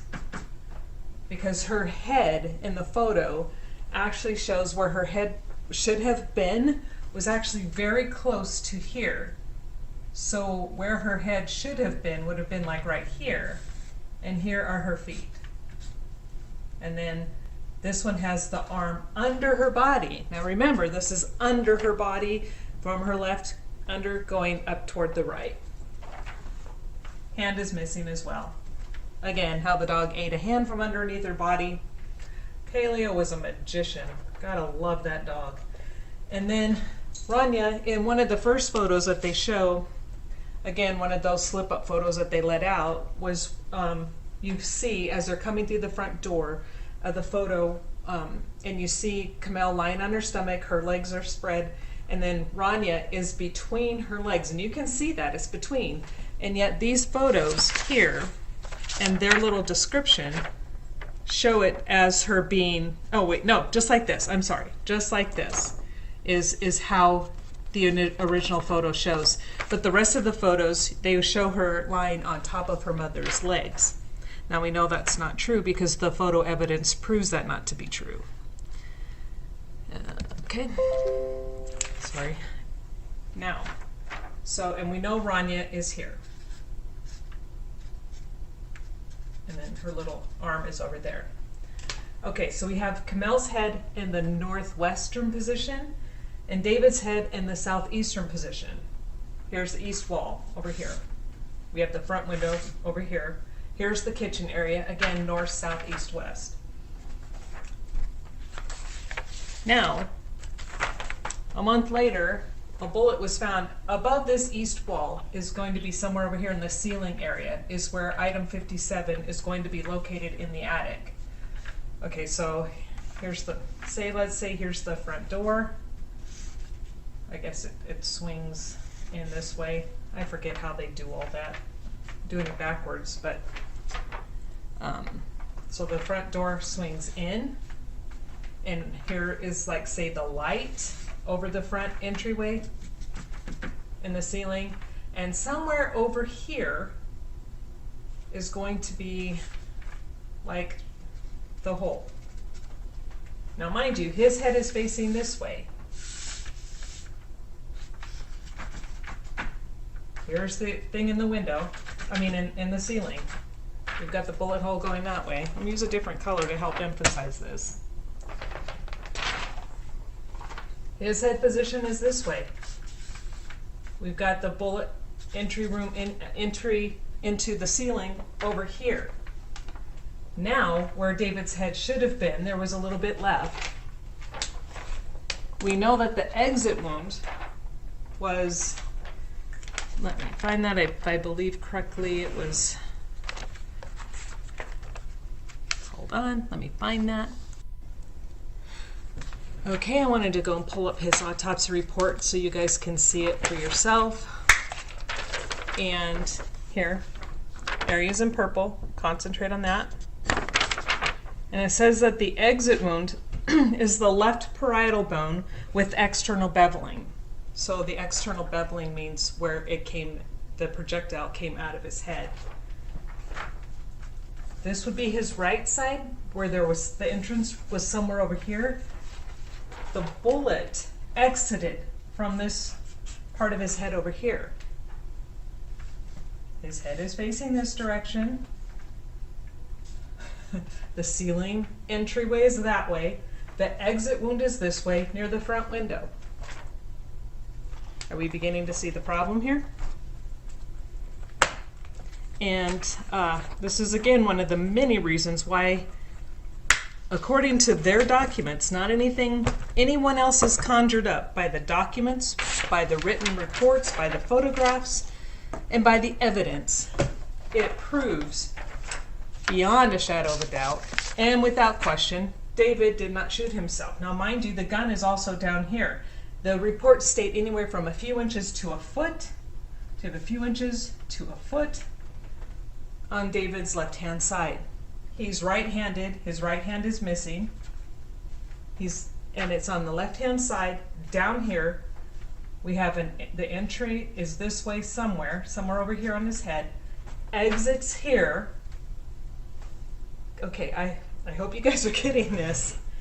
They're trying to get you guys to believe that he was standing, shot himself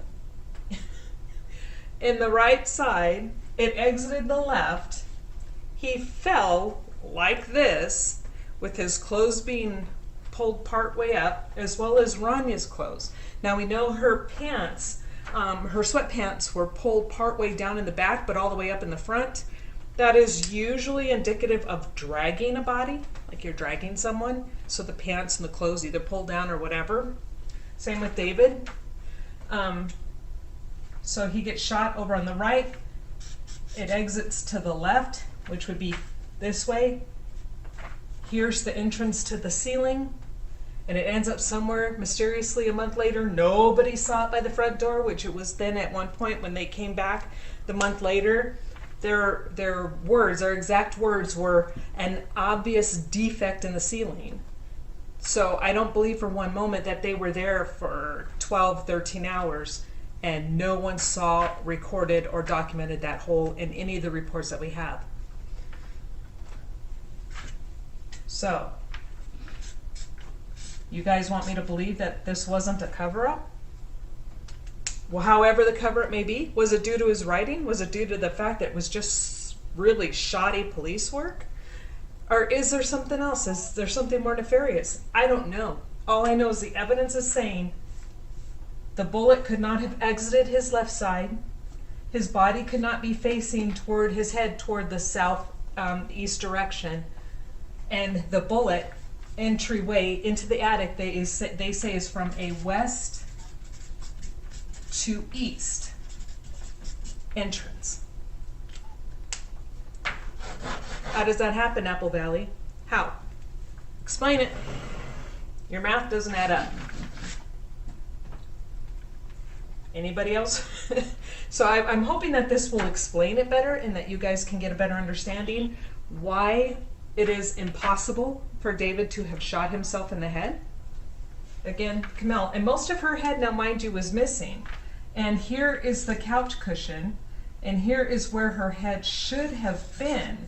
So you know that if her head had been there when she was placed there, which they're blaming on dog scavenging, there's just no way, because this part of her head that's missing, or maybe this portion of it, what's left here by the edge of the couch is basically roughly where the mouth is. And then they expect you to believe that a dog got in there and forced his way down into this really weird, awkward position to eat the head and just the face, but yet the back of her head's still there. Same with David. And Rania, whose abdomen was clearly exposed and completely exposed, that a dog would eat hard heads, necks that it can't even get to, a hand it can't get to, is going to eat all of that, and not an exposed abdomen on a child. One last time, west wall, east wall, kitchen was to the north, front window to the south, his body heading this direction, the gunshot wound going this direction, the bullet entrance into the attic was this direction. You messed up again.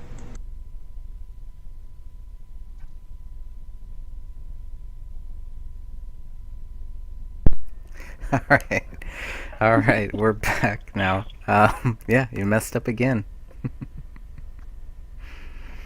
Can't argue with that, though. I mean, she's very on point. Yeah, it is. It really is. The one thing I think was missing from there that would even further get her more riled up and help her articulate this was item 34, because none of that explains item 34 either. So, but yeah, that was a great video. I like watching that one. Yeah. And I'm very, very thankful for her actually going through and showing where everything was and where David and Camille were in correlation with the bullet hole, because I was having a hard time seeing it in my head, and it just wasn't adding up with what I was reading. And then when she did that video, I was like, yes, thank you, because that helped me,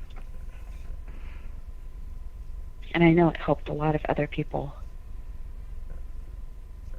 That's right. Let's see. Anything else?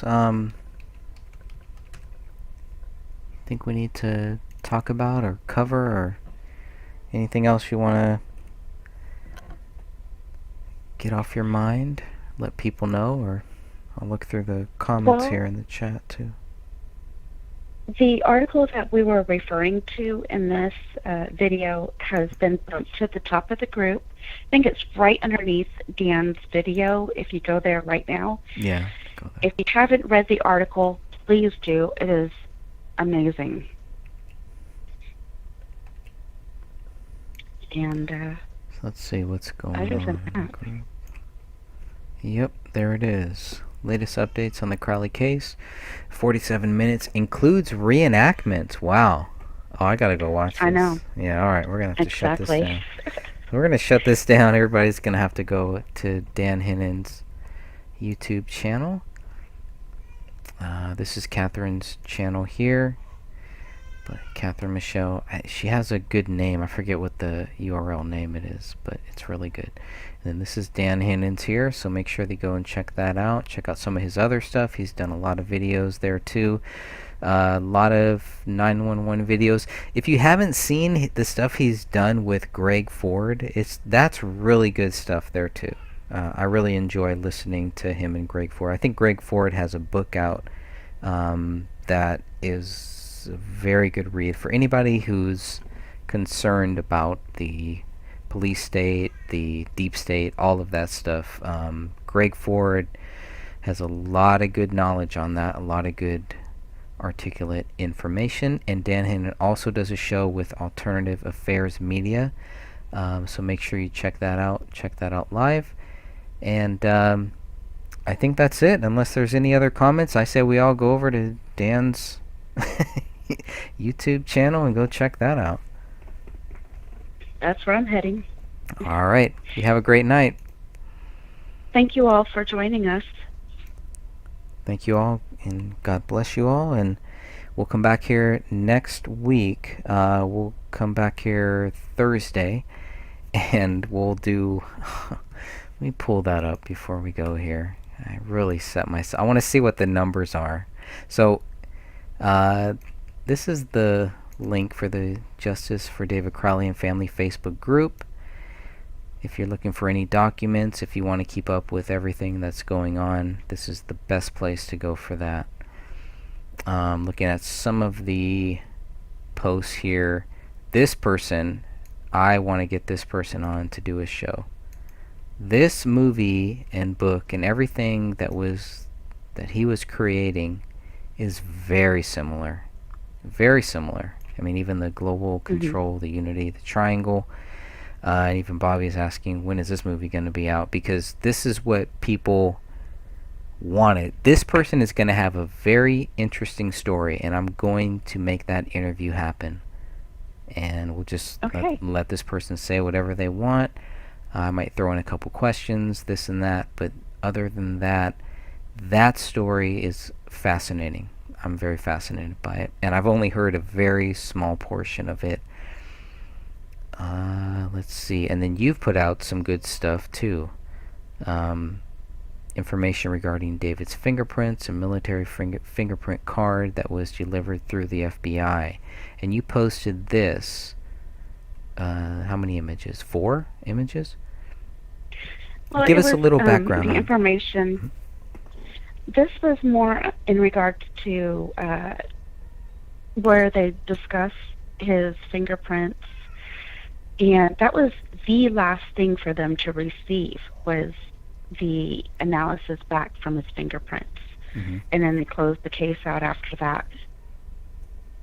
And so, let's see, there's like an email where he received the thing from the FBI. I guess it was just an attachment, and it had his fingerprint card. Could have sworn he received it through the mail. Yeah, it's just something else. And then here is a latent print process, and it was talking about item 1, which is the gun and the magazine. Then what else? I'm trying to go back. I did this a couple days ago, and I wasn't feeling well. So yeah, this clearly shows. Go ahead. Just anything that they were talking about in regards to fingerprints and David, that's what I was trying to pull from the records and post. And one of them is like the analysis. Another one was, let's see, the notebook. And then there was one other thing. What they used, the system that they used, which was Automatic Fingerprint Identification Network. Oh, Midwest Automatic Fingerprint. So they ran him through that, but it didn't generate any matches, just probably meaning he's never been arrested. Yep. He got right. his gun license in Texas, didn't he? Yes. He and his wife got it at the same time. And I'm going to look at that. So we have on the website, thegraystage.wordpress.com, shows 12 pages of all of the gun stuff. I think Laura, one of our members named Laura, I think she took all of the different things that had to do with guns and put them all into one file. She did that with a lot of things. But this was in Minnesota. So that's where they got, let's see. I thought that they took your fingerprints when you got a gun license. Yeah, that might... If anybody's listening to this and knows, do they take your fingerprints when you get a gun license, or is that just in some states? Is that all across the board? Am I just making things up now? No, I think Kamel bought one of the guns in Texas, if I remember correctly. I think so. I think this one here was purchased in Texas. Yeah, Dallas, Texas. There it is. Yeah, so I don't know, can I just walk into any place in Dallas, Texas and buy a gun? Because this gun was later sold. Here's what I found, and this is what I put in my book, that Kamel bought this gun, but David sold it. So how does that work in Texas? You still have to go through background checks, but personal sales, I still think you have to go through a background check. I don't know. I don't know. Yeah, because there were some that he gifted. But this one was... No, it was... Okay, let's see. A receipt of sale, yeah. On June 12th, David Crowley transferred the handgun to David Stark, who is not a prior felon. This transfer is being conducted as a sale. So this is US 163310. This is not one that was found in the house or anything like that. We just have the record that shows that Kamel bought this gun at the gun zone on Buckner Boulevard, Dallas, Texas. And she bought it for a total of $508.76 after taxes. This is also a Springfield XG 40 cal, but it's not the murder, but it's the same. And the bill of sale is dated as 7/25/2009. If I remember correctly, and feel free to correct me if I'm wrong, you can buy the gun, you just can't leave with it until you pass the background check. That's a huge question mark, because I know that you cannot leave the store unless you have a background check. Well, maybe we can call the... It's not the... as easy. Maybe it's not as easy as the people who are against guns say it is. You have to go through rigorous backgrounds, and you can't just walk in and say, "Here's my ID, I'd like to buy one." So I just want people to know it's not as easy as that. They already make it hard enough for responsible gun owners. Yeah.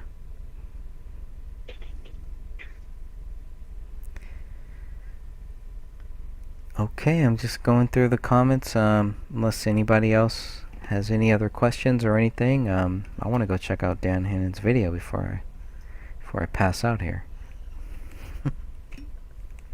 Mhm. I agree. I want to watch this video and then go to bed. Yeah.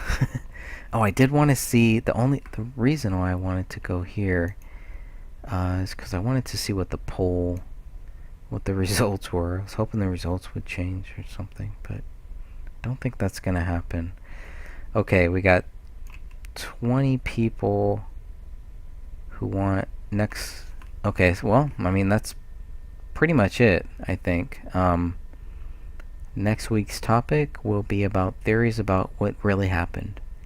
We got 20 people who want that, 3 who want the Kenneth Mains, and 1 who want the paranormal. Now, I'm going to say this. The paranormal and the pack theory could fall under theories about what really happened. Alright? And then we were going to discuss the Mexican cartel and Mormon Yep. thing. Absolutely. We're going to do that too. And So, the reason why we were going to discuss that, my dad used to work, he would go during the week, and he was a traveling salesman. He sold boxes in Mexico. After they did the whole, I guess, when they opened up trade with Mexico, mhm. I can't remember if it was during the Clinton administration. So he had traveled. We had lived in Dallas and went back down to McAllen, and he would travel during the week. So he was always going from deep down in Mexico back up to the border every single week. He would make that trip. We were very familiar with cartels. We even had a family friend who was from Mexico City who was kidnapped by the cartels. And when this thing hit the news, I was like, this doesn't sound right. So that was the reason why we were going to discuss this next week. And found a lot of interesting things in regards to the community, the Mormon community that was living in Mexico. So it'll be an interesting conversation. That's right. Okay, yeah, yeah, I'm like, okay, let's go, let's get out of here. Yes, Okay. yes, exactly. Good night, everybody. Good Thank night, you very everyone. much. And Lori, yeah, definitely you can reach out to us and we'll definitely chat more about this. Thank you, everybody, and go check out Dan Hannon's video and then go to bed, and we'll see you here next week. Same bat time, same bat channel. Everybody have a good night.